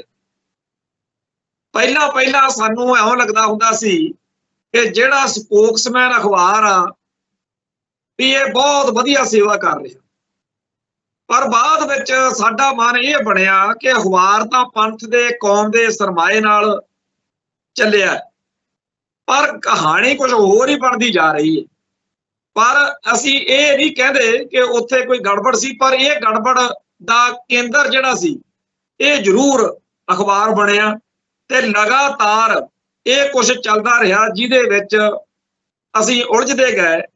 1994-95 ਤੋਂ ਲੈ ਕੇ ਬਾਅਦ ਵਿੱਚ ਲਗਾਤਾਰ ਸਿੱਖਾਂ 'ਚ ਇਹੋ ਜਿਹੇ ਵਿਵਾਦ ਪੈਦਾ ਹੋਏ, ਇਹੋ ਜਿਹੇ ਕਲੈਸ਼ ਪੈਦਾ ਹੋਏ, ਆਪਸ ਵਿੱਚ ਹੀ ਸਿੱਖ ਲੜੇ ਭਿੜੇ, ਬਹੁਤ ਕੁਝ ਹੋਇਆ। ਇਹ ਸਾਰਾ ਕੁਝ ਅੱਜ ਤੱਕ ਚੱਲ ਰਿਹਾ। ਨਿਤ ਨਵਾਂ ਝਵੇਲਾ ਉੱਠਣ ਸਾਰ ਸਾਡੇ ਦਰਾਂ 'ਚ ਆ ਡਿੱਗਦਾ, ਲੜੀ ਚੱਲੋ, ਭਿੜੀ ਚੱਲੋ ਤੇ ਕਲੈਸ਼ ਕਰੀ ਚੱਲੋ। ਜਿਹੜੀ ਕੌਮ ਦੀ એનર્ਜੀ, ਜਿਹੜੀ ਸਾਡੀ ਸ਼ਕਤੀ ਅਤੇ ਸਮਰੱਥਾ ਅਸੀਂ ਆਪਦੀ ਆਜ਼ਾਦੀ ਲਈ ਖਰਚਣੀ ਸੀ, ਉਹ ਸਾਰਾ ਕੁਝ ਅਸੀਂ ਆਪਸ ਵਿੱਚ ਹੀ ਉਹਨਾਂ ਵਿਵਾਦਤ ਮੁੱਦਿਆਂ ਤੇ ਲੜ ਖਰਚ ਕਰਦੇ। ਇੱਕ ਗੱਲ ਕਹੀ ਜਾਂਦੀ ਆ ਵੀ ਜੇ 100 ਸਿੱਖ ਇਕੱਠਾ ਹੋਇਆ ਬੈਠਾ ਹੋਵੇ ਤੇ ਕਵੇ ਕਿ ਜੀ ਆਪਾਂ ਸਾਰਿਆਂ ਨੇ ਨਾ ਫਲਾਨੇ ਪੰਥ ਦੇ ਭਲੇ ਲਈ, ਸਰਬੱਤ ਦੇ ਭਲੇ ਲਈ ਅਖੰਡ ਪਾਠ ਕਰਾਉਣਾ, ਸਾਰੇ ਕਹਿਣਗੇ ਹਾਂਜੀ ਬਹੁਤ ਵਧੀਆ, ਚਲੋ ਮੀਟਿੰਗ ਕਰਦੇ ਆ ਬੈਠਦੇ। 100 ਸਿੱਖ ਬੈਠਾ ਤੇ ਉੱਥੇ ਇੱਕ ਜਣਾ ਸ਼ੁਰਲੀ ਛੱਡ ਦੂ, ਹਾਂਜੀ ਪਾਠ ਆਪਾਂ ਜ਼ਰੂਰ ਕਰਨਾ ਪਰ ਰਾਗ ਮਾਲਾ ਜ਼ਰੂਰ ਪੜ੍ਹਨੀ ਆਪਾਂ। ਉਹ ਕਹਿੰਦਾ ਕਿਉਂ? ਰਾਗਮਾਲਾ ਦਾ ਕੀ ਮਸਲਾ? ਕਹਿੰਦਾ ਵੀ ਕਈ ਹੈਗੇ ਜਿਹੜੇ ਰਾਗਮਾਲਾ ਨੂੰ ਬਾਣੀ ਨਹੀਂ ਮੰਨਦੇ। ਉੱਥੇ ਤਕਰਾਰ ਹੋ ਜਾਣੀ ਆ ਤੇ 25 ਕੁ ਜਾਣਿਆਂ ਨੇ ਉੱਠ ਕੇ ਤੁਰ ਪੈਣਾ ਵੀ ਠੀਕ ਆ, ਜੇ ਤੁਸੀਂ ਰਾਗਮਾਲਾ ਦੇ ਮਸਲੇ ਉੱਤੇ ਆਏ ਹੋ ਤੇ ਮੇਰੀ ਰਾਏ ਵੱਖਰੀ ਆ, ਅਸੀਂ ਨਹੀਂ ਪਰ ਤੁਹਾਡੇ ਨਾਲ ਬਈ। ਤੇ ਉਹ ਬਾਕੀ 75 ਬੈਠੇ ਆ, ਕਹਿੰਦਾ ਉਹ ਗੱਲ ਅਗਲੀ ਤੋਰ ਲੈਣਗੇ ਵੀ ਯਾਰ ਇਹਨਾਂ ਦਾ ਕੰਮ ਹੀ ਇਹ ਆ, ਇਹ ਕੇਸ ਕੀ ਨੂੰ ਵੀ ਕਕਾਰ ਮੰਨਦੇ ਆ, ਅਸੀਂ ਤਾਂ ਕੇਸਾਂ ਨੂੰ ਕਕਾਰ ਮੰਨਦੇ ਆ, ਐ ਨਾ ਹੋ ਜੇ ਉਹ ਨਾ ਹੋ ਜੇ। ਕਹਿੰਦਾ 25 ਜਣੇ ਫੇਰ ਲੜ ਕੇ ਤੁਰ ਪੈਂਦੇ ਆ ਵੀ ਤੁਸੀਂ ਕੇਸ ਕੀ ਨੂੰ ਕਕਾਰ ਮੰਨਦੇ, ਅਸੀਂ ਤਾਂ ਕੇਸਾਂ ਨੂੰ ਮੰਨਦੇ। ਜਿਹੜੇ ਬਾਕੀ 50 ਰਹਿ ਗਏ ਉਹ ਕਹਿੰਦੇ ਯਾਰ ਇਹਨਾਂ ਦਾ ਕੰਮ ਹੀ ਇਹ ਆ, ਇਹ ਹਮੇਸ਼ਾ ਹੀ ਲੜਦੇ ਰਹਿੰਦੇ ਆ। ਇਹੋ ਜਿਹੇ ਬੰਦਿਆਂ ਨੇ ਹੀ ਖਲਾਰਾ ਪਾਇਆ ਹੋਇਆ ਕਿ ਮੀਟ ਖਾਣਾ ਮਾਸ ਖਾਣਾ ਸਿੱਖੀ 'ਚ ਜਾਇਜ਼ ਆ ਕਿ ਨਜਾਇਜ਼ ਆ। ਉਹ ਤੋਂ ਫੇਰ ਟਕਰਾਅ ਹੋ ਜਾਂਦਾ, 25 ਜਾਣੇ ਉਹ ਉੱਠ ਕੇ ਤੁਰ ਜਾਂਦੇ। ਫੇਰ ਆ ਜਾਂਦਾ ਮੂਲ ਮੰਤਰ, ਉਹ ਕਹਿੰਦਾ ਤੁਸੀਂ ਮੂਲ ਮੰਤਰ ਕਿੱਥੋਂ ਤੱਕ ਮੰਨਦੇ ਹੋ, ਇੱਥੋਂ ਏਦਾਂ ਕਰਕੇ ਫੇਰ ਟਕਰਾਅ ਹੋ ਜਾਂਦਾ ਤੇ ਕੋਈ ਵੀ ਨਹੀਂ ਬਚਦਾ। ਸਿੱਖਾਂ ਦੇ ਵਿੱਚ ਇਹ 4 ਮਸਲੇ ਇਹੋ ਜਿਹੇ ਨੇ ਜਿਨ੍ਹਾਂ ਉੱਤੇ ਜਿੰਨਾ ਮਰਜ਼ੀ ਲੜੀ ਚੱਲੋ ਕਿ ਮੂਲ ਮੰਤਰ ਕਿੱਥੋਂ ਤੱਕ ਹੈ, ਕੇਸ ਕੀ ਕਕਾਰ ਆ ਕਿ ਕੇਸ ਕਕਾਰ ਆ, ਰਾਗਮਾਲਾ ਪੜ੍ਹਨੀ ਆ ਜਾਂ ਨਹੀਂ ਪੜ੍ਹਨੀ। ਤੇ ਅੱਗੇ ਆ ਜਾਂਦਾ ਵੀ ਮਾਸ ਖਾਣਾ ਜਾਇਜ਼ ਆ ਜਾਂ ਨਜਾਇਜ਼। ਹਾਲਾਂਕਿ ਇਹਨਾਂ ਮਸਲਿਆਂ ਬਾਰੇ ਸਿੱਖ ਰਹਿਤ ਮਰਿਆਦਾ ਵਿੱਚ ਬੜਾ ਸੁਚੱਜਾ ਹੱਲ ਲੱਭ ਕੇ ਪੰਥ ਨੂੰ ਦੇ ਦਿੱਤਾ ਗਿਆ, ਪਰ ਜਿਹੜੇ ਬੰਦਿਆਂ ਨੇ ਕਲੈਸ਼ ਕਰਾਉਣਾ ਹੋਵੇ ਉਹ ਜਦੋਂ ਮਰਜ਼ੀ ਇਹਨਾਂ ਮਸਲਿਆਂ ਦੇ ਉੱਤੇ ਟਕਰਾਅ ਪੈਦਾ ਕਰਨ ਦੇ ਯੋਗ ਨੇ, ਕਰ ਲੈਂਦੇ। ਹੁਣ ਲੱਭ ਗਿਆ ਅੱਗੇ 10ਵੇਂ ਗ੍ਰੰਥ ਦਾ ਮੁੱਦਾ, ਫਲਾਨਾ 10ਵੇਂ ਗ੍ਰੰਥ ਦਾ ਹਮੈਤੀ ਆ, ਫਲਾਨਾ ਬੋਧੀ ਆ। ਹੁਣ ਇਸ ਤੋਂ ਅੱਗੇ ਵੀ ਗੱਲ ਚਲੀ ਗਈ ਕਿ ਜੇ ਤੂੰ ਸਾਡੀ ਪਸੰਦ ਦੇ ਕਿਸੇ ਫਲਾਨੇ ਸਿੱਖ ਦੇ ਹੱਕ 'ਚ ਫੇਰ ਤਾਂ ਤੂੰ ਬੰਦਾ, ਨਹੀਂ ਤਾਂ ਤੂੰ ਬੰਦਾ ਹੀ ਨਹੀਂ। ਜੇ ਤੂੰ ਸਾਡੀ ਜਥੇਬੰਦੀ, ਜੇ ਤੂੰ ਸਾਡੇ ਹਿਸਾਬ ਨਾਲ ਸੋਚਦਾ, ਸਾਡੇ ਉਲਟ ਨਹੀਂ ਚੱਲਦਾ, ਫੇਰ ਤੂੰ ਬੰਦਾ। ਮਤਲਬ ਕਿ ਇੰਨੇ ਕੁ ਜ਼ਿਆਦਾ ਅਸੀਂ ਮੁੱਦੇ ਮਸਲੇ ਵਿਵਾਦ ਇੰਨੇ ਕੁ ਰੌਲੇ ਰੱਪੇ ਆ ਪਹਿਲਾਂ ਹੀ, ਤੇ ਅਗਲਾ ਦੁਸ਼ਮਣ ਜਿਹੜਾ ਹੈ ਉਹਨਾਂ ਨੂੰ ਵਰਤਣ ਦੇ ਸਮਰੱਥ ਆ। ਪਰ ਜੇਕਰ ਕੋਈ ਤਿਲਕ ਲਾ ਕੇ ਧੋਤੀ ਵਾਲਾ ਸਾਨੂੰ ਇਸ ਤਰੀਕੇ ਨਾਲ ਕਵੇ ਤਾਂ ਅਸੀਂ ਉਹਦੇ ਜਾਲ 'ਚ ਨਹੀਂ ਫਸਾਂਗੇ। ਉਹਨਾਂ ਨੇ ਫਿਰ ਸਿਆਣਪ ਵਰਤ ਲਈ ਵੀ ਸਾਡੇ ਵਿੱਚੋਂ ਬੰਦੇ ਲੱਭ ਲਏ, ਤੇ ਉਹ ਫਿਰ ਇਹੋ ਜਿਹਾ ਮਾਹੌਲ ਸਿਰਜਦੇ ਆ ਕਿ ਪੱਗਾਂ ਦਾੜੇ ਵਾਲੇ ਕੇਸਾਂ ਵਾਲੇ ਹੁੰਦੇ ਆ ਤੇ ਅਸੀਂ ਉਹਨਾਂ ਦੇ ਟਰੈਪ 'ਚ ਫਸੇ ਬਗੈਰ ਰਹਿ ਨਹੀਂ ਸਕਦੇ, ਅਖੀਰ ਲੜ ਪੈਂਦੇ ਆ। ਪਿਛਲੇ 25-30 ਸਾਲਾਂ ਤੋਂ ਅਸੀਂ ਇਹ ਵਰਤਾਰਾ ਲਗਾਤਾਰ ਦੇਖ ਰਹੇ ਹਾਂ ਕਿ ਸਿੱਖ ਜਗਤ ਨਜਾਇਜ਼ ਬੇਲੋੜੇ ਤੇ ਇਹੋ ਜਿਹੇ ਥਾਂ ਤੇ ਆਪਦੀ એનર્ਜੀ ਵੇਸਟ ਕਰਦਾ ਹੈ। ਜੇ ਅਸੀਂ ਉਹੀ એનર્ਜੀ ਪੰਥ ਦੀ ਚੜ੍ਹਦੀ ਕਲਾ ਦੀ ਖਰਚ ਸਕਦੇ ਹੁੰਦੇ ਤਾਂ ਕਹਾਣੀ ਕੋਈ ਹੋਰ ਹੋਣੀ ਸੀ। ਸਾਨੂੰ ਜਿਨ੍ਹਾਂ ਮੁੱਦਿਆਂ ਮਸਲਿਆਂ ਉੱਤੇ ਲੜਾ ਕੇ ਕਮਜ਼ੋਰ ਕੀਤਾ ਜਾਂਦਾ, ਜਦੋਂ 2 ਭਲਵਾਨ ਹੋਣ ਉਹਨਾਂ ਦਾ ਘੋਲ ਘਲਈਆ ਕਰਾ ਦੋ, ਜਦੋਂ ਪੂਰੇ ਹੰਭੇ ਜੇ ਹੋਣ ਉਦੋਂ ਤੀਜਾ ਬੰਦਾ ਆ ਕੇ ਤਾਜੇ ਦਮ ਉਹਦੇ ਵਿੱਚੋਂ ਜਿਹੜਾ ਇੱਕ ਭਲਵਾਨ ਆ ਉਹਦੇ ਨਾਲ ਘੁਲ ਕੇ ਛੇਤੀ ਉਹਨੂੰ ਕਾਬੂ ਕਰ ਸਕਦਾ। ਉਵੇਂ ਹੀ ਸਾਡੇ ਨਾਲ ਹੋ ਰਿਹਾ ਕਿ ਸਾਡੇ 'ਚ ਧਿਰਾਂ ਧੜੇ ਪੈਦਾ ਕਰਕੇ ਸਾਨੂੰ ਵਿਵਾਦਤ ਮਸਲਿਆਂ ਤੇ ਉਲਝਾ ਕੇ ਕਮਜ਼ੋਰ ਕੀਤਾ ਜਾ ਰਿਹਾ। ਪਰ ਅਸੀਂ ਸਾਂਝੀ ਰਾਇ ਜਿਹੜੀ ਆ ਬਣੀ ਹੋਈ ਸਾਡੇ ਪੰਥ ਵਿੱਚ ਪਹਿਲਾਂ ਹੀ, ਉਧਰ ਨਹੀਂ ਝਾਕਦੇ। ਸਿੱਖ ਰਹਿਤ ਮਰਿਆਦਾ ਜਾਂ ਜਿਵੇਂ ਗਿਆਨੀ ਗੁਰਬਖਸ਼ ਸਿੰਘ ਗੁਰਸ਼ਨ ਨੇ ਪੂਰੀ ਇੱਕ ਕਿਤਾਬ ਲਿਖੀ ਆ ਜਿਹਦੇ 'ਚ ਸਿੱਖ ਰਹਿਤ ਮਰਿਆਦਾ ਦੀ ਵਿਆਖਿਆ ਕੀਤੀ ਗਈ, ਉਹ ਸਾਰੇ ਮਸਲਿਆਂ ਦੇ ਹੱਲ ਸਾਨੂੰ ਉਹ 'ਚੋਂ ਮਿਲ ਜਾਂਦੇ। ਪਿੱਛੇ ਜੇ ਸਰਦਾਰ ਗੁਰਚਰਨਜੀਤ ਸਿੰਘ ਲਾਂਬਾ ਨੇ ਸਾਖੀ ਰਹਿਤ ਮਰਿਆਦਾ ਕੀ, ਸਾਖੀ ਸਿੱਖ ਰਹਿਤ ਮਰਿਆਦਾ ਕੀ ਇੱਕ ਕਿਤਾਬ ਲਿਖੀ ਆ, ਉਹਦੇ ਵਿੱਚ ਵੀ ਵਿਵਾਦਤ ਮਸਲਿਆਂ ਦੇ ਸਾਰੇ ਹੱਲ ਨੇ ਤੇ ਸਿੱਖ ਰਹਿਤ ਮਰਿਆਦਾ ਦਾ ਸੌਖੇ ਤਰੀਕੇ ਨਾਲ ਉਹ 'ਚ ਵਿਆਖਿਆ ਕੀਤੀ ਗਈ ਹੈ। ਪਰ ਸਾਡੀ ਕੌਮ ਦੇ ਇਤਿਹਾਸ ਅਤੇ ਫਲਸਫੇ ਨੂੰ ਪੜ੍ਹੇ ਸੁਣੇ ਬਗੈਰ ਐਵੇਂ ਹੀ ਕਲੈਸ਼ ਕਰੀ ਜਾਣਾ, ਸੰਤਾਪ ਵਧਾਈ ਜਾਣਾ, ਰੌਲੇ ਪਵਾਈ ਰੱਖਣੇ, ਇਹ ਸਾਰਾ ਵਰਤਾਰਾ ਲਗਾਤਾਰ ਚੱਲ ਰਿਹਾ। ਅੱਜ ਜਿਹੜਾ ਮਾਹੌਲ ਸਾਡੇ ਵਿੱਚ ਹੋਣਾ ਚਾਹੀਦਾ ਸੀ ਉਹ ਨਹੀਂ ਹੈ। ਆਪਸੀ ਇਤਫਾਕ, ਬੇਇਤਫਾਕੀ, ਇਹ ਸਾਰੀਆਂ ਚੀਜ਼ਾਂ ਜਿਹੜੀਆਂ ਨੇ ਜਦੋਂ ਆਪਾਂ ਦੇਖਦੇ ਹਾਂ ਤਾਂ ਮੈਂ ਇਹ ਗੱਲ ਤਾਂ ਮੰਨ ਸਕਦਾ ਵੀ ਸ਼ੇਰ ਬਿਰਤੀ ਵਾਲੇ ਹੋਣ ਕਰਕੇ ਅਸੀਂ ਕਿਸੇ ਇੱਕ ਬੰਦੇ ਦੀ ਅਧੀਨਗੀ ਮੰਨਣ ਵਾਲੇ ਨਹੀਂ ਹੈਗੇ। ਸਾਡੇ 'ਚ ਕਿਸੇ ਦਾ ਜ਼ੋਰ, ਕਿਸੇ ਤੇ ਕਿਰਪਾ ਹੋਵੇ ਵਾਹਿਗੁਰੂ ਦੀ, ਕਿਸੇ ਦਾ ਮਾਣ ਸਤਿਗੁਰੂ ਨੇ ਕਰਾਉਣਾ ਹੋਵੇ, ਗੱਲ ਵੱਖਰੀ ਆ। ਜਿਵੇਂ ਮਹਾਰਾਜਾ ਰਣਜੀਤ ਸਿੰਘ ਹੈ, ਮਹਾਰਾਜਾ ਰਣਜੀਤ ਸਿੰਘ ਦਾ ਜਨਮ ਹੋਇਆ, ਅੱਜ ਸਾਰੀ ਦੁਨੀਆ ਦੇ ਵਿੱਚ ਉਹਨਾਂ ਦਾ ਚਰਚਾ ਹੈ। ਤੇ ਜਦੋਂ ਉਸ ਬਲਕਾਰੀ ਪੁਰਸ਼ ਨੇ, ਮਹਾਬਲੀ ਨੇ ਇਸ ਧਰਤੀ ਉੱਤੇ ਰਾਜ ਭਾਗ ਕੀਤਾ, ਜਿਹੜਾ ਖਾਲਸਾ ਜੀ ਦਾ ਰਾਜ ਭਾਗ ਆਖਿਆ ਜਾਂਦਾ, ਉਹਦੇ ਵਿੱਚ ਜਿਸ ਤਰੀਕੇ ਨਾਲ ਮਨੁੱਖਤਾ ਖੁਸ਼ਹਾਲ ਸੀ, ਜਿਸ ਤਰੀਕੇ ਨਾਲ ਲੋਕਾਂ ਨੇ ਇਹ ਮੰਨਿਆ ਕਿ ਬੇਸ਼ੱਕ ਸਿੱਖ ਫਲਸਫੇ ਦੀ ਜਿਹੜੀ ਆ ਤਰਜੀਹ ਆ, ਪਹਿਲ ਆ, ਪਰ ਸਾਰੇ ਧਰਮਾਂ ਦੇ ਲੋਕ ਆਨੰਦ ਨਾਲ ਵਸਦੇ। ਉਹ ਸਾਰਾ ਕੁਝ ਜਿਹੜਾ ਉਸ ਦੌਰ ਵਿੱਚ ਵਾਪਰਿਆ, ਉਦੋਂ ਹੋਰ ਵੀ ਬੜੇ ਸਿੱਖ ਜਰਨੈਲ ਸੀ, ਪਰ ਜਿਹੜੀ ਵਡਿਆਈ ਹੋਣੀ ਸੀ ਉਹ ਸਰਦਾਰ ਹਰੀ ਸਿੰਘ ਦੀ ਨਹੀਂ ਹੋਈ। ਹੋਰ ਸਾਰੇ ਬਹੁਤ ਵੱਡੇ ਆਲਾ ਸੀ ਲੋਕ। ਜਾ ਕੇ ਗੱਲ ਕਿੱਥੇ ਰੁਕੀ?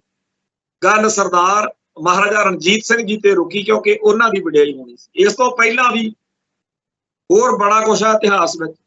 ਸੋ ਜਿਹਨੂੰ ਜਿਹੜਾ ਮਾਣ ਮਿਲਣਾ ਉਹ ਵਾਹਿਗੁਰੂ ਨੇ ਦੇਣਾ। 1982 ਤੋਂ 84 ਤੱਕ ਸੰਤ ਭਿੰਡਰਾਂ ਵਾਲਿਆਂ ਨੇ ਉਸ ਸਾਰੇ ਕਸੇ ਨੂੰ ਮਾਣਿਆ। ਇਵੇਂ ਹੀ ਖਾਲਿਸਤਾਨੀ ਖਾੜਕੂ ਸੰਘਰਸ਼ ਦੇ ਵਿੱਚ ਅਲੱਗ-ਅਲੱਗ ਜਥੇਬੰਦੀਆਂ ਦੇ ਵਿੱਚ ਬਹੁਤ ਸਾਰੇ ਵੀਰਾਂ ਨੂੰ ਮਾਣ ਮਿਲਿਆ। ਵਾਹਿਗੁਰੂ ਕਰੇ, ਰੱਬ ਹੀ ਕਰੇ ਤਾਂ ਸਲਾਮਾਂ ਹੁੰਦੀਆਂ। ਪਰ ਜੇਕਰ ਕੋਈ ਬੰਦਾ ਜਾਂ ਉਹਦੇ ਸਾਥੀ ਇਹ ਕਹਿਣ ਕਿ ਜੀ ਆ ਗਿਆ, ਇਹਨੂੰ ਜਿਹੜਾ ਮੰਨਦਾ ਨਹੀਂ ਉਹ ਕੋਈ ਬੰਦਾ, ਇਹ ਨਹੀਂ ਕੰਮ ਆਪਣੀ ਕੌਮ 'ਚ ਹੈਗਾ।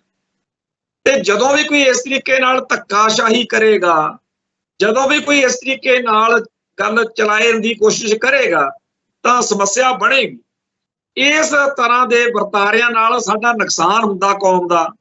ਇਸ ਤਰੀਕੇ ਦੇ ਗੱਲਾਂ ਨਾਲ ਸਾਡੀ ਲੜਾਈ ਕਮਜ਼ੋਰ ਹੁੰਦੀ ਹੈ। ਪਰ ਸਾਨੂੰ ਇਹ ਗੱਲ ਮੰਨਣੀ ਪਊਗੀ ਕਿ ਅਸੀਂ ਬੀਤਦੇ ਸਮੇਂ ਦੇ ਨਾਲ ਨਾਲ ਸਿਆਣੇ ਨਹੀਂ ਹੋ ਰਹੇ।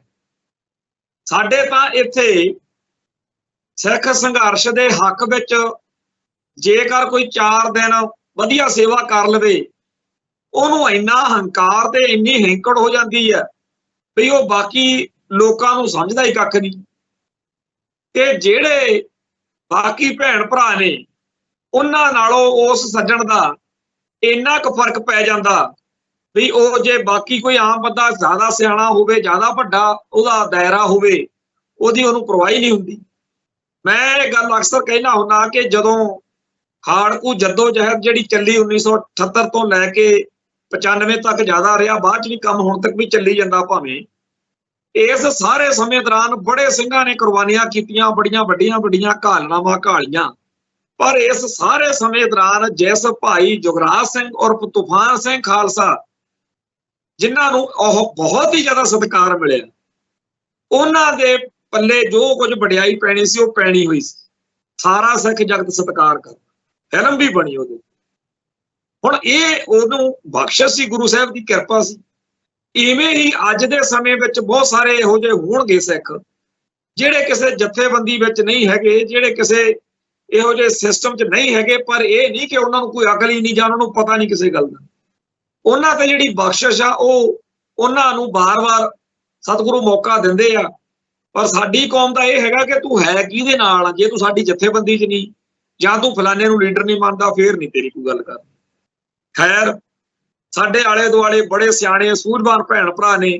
ਸਾਰਿਆਂ ਦੇ ਵਿੱਚ ਅਸੀਂ ਉਸ ਸਿੱਖ ਦੀ ਜੋਤ ਜਿਹੜੀ ਆ, ਸਿੱਖ ਦਾ ਦੀਦਾਰ ਕਰਦੇ ਆ, ਜਿਹੜਾ ਗੁਰੂ ਪਾਤਸ਼ਾਹ ਨੇ ਸਾਨੂੰ ਮੱਤ ਦਿੱਤੀ ਆ ਕਿ ਜਿਹੜਾ ਸਿੰਘ ਸਾਹਮਣੇ ਆਉਂਦਾ ਦਿਖੇ ਉਹਨੂੰ ਭਾਈ ਫਤਿਹ ਬੁਲਾਉਣੀ ਆ, ਪਿਆਰ ਕਰਨਾ, ਸਤਿਕਾਰ ਵਧਾਉਣਾ।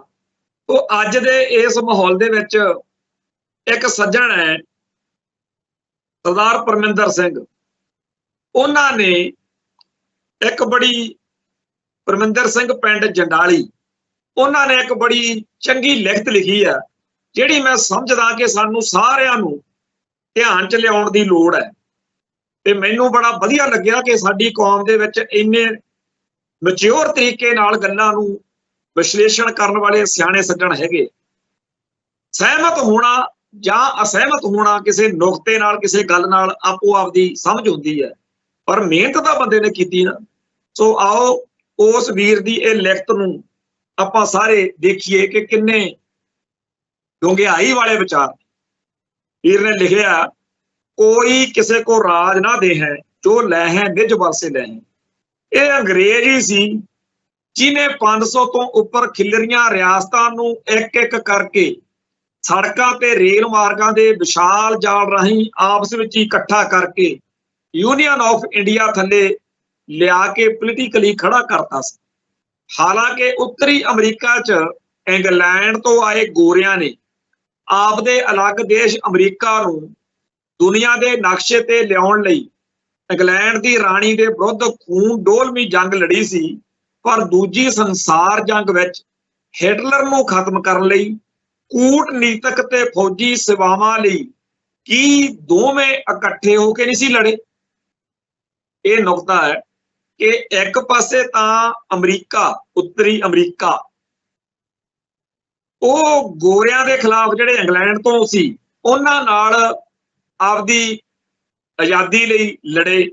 ਪਰ ਜਦੋਂ ਪਹਿਲੀ ਸੰਸਾਰ ਜੰਗ ਹੋਈ ਨਾ ਦੂਜੀ ਸੰਸਾਰ ਜੰਗ, ਉਦੋਂ ਹਿਟਲਰ ਦੇ ਖਿਲਾਫ ਦੋਨੇ ਇਕੱਠੇ ਹੋ ਕੇ ਲੜੇ। ਕੀ ਇੰਗਲੈਂਡ ਇਕੱਲਾ ਹਿਟਲਰ ਨਾਲ ਜੰਗ ਜਿੱਤ ਸਕਦਾ ਸੀ? ਜੇ ਨਹੀਂ ਤਾਂ ਸਮਝਣ 'ਚ ਕੋਈ ਭੁਲੇਖਾ ਨਹੀਂ ਰਹਿਣਾ ਚਾਹੀਦਾ ਕਿ 1947 ਵਿੱਚ ਇੱਕ ਇੱਕ ਕਰਕੇ ਯੂਨੀਅਨ ਆਫ ਇੰਡੀਆ ਦੇ ਥੱਲੇ ਇਕੱਠੀਆਂ ਕੀਤੀਆਂ ਰਿਆਸਤਾਂ ਨੂੰ ਅਮਰੀਕਾ ਤੇ ਇੰਗਲੈਂਡ ਨੇ ਭਾਰਤ ਅਤੇ ਪਾਕਿਸਤਾਨ ਦੇ ਰੂਪ ਵਿੱਚ ਆਪਸ ਵਿੱਚ ਕਿਉਂ ਵੰਡ ਲਿਆ ਸੀ। ਪਰ ਜੋ ਚਿਤਵਿਆ ਸੀ ਸਿੱਟੇ ਉਵੇਂ ਨਹੀਂ ਨਿਕਲੇ।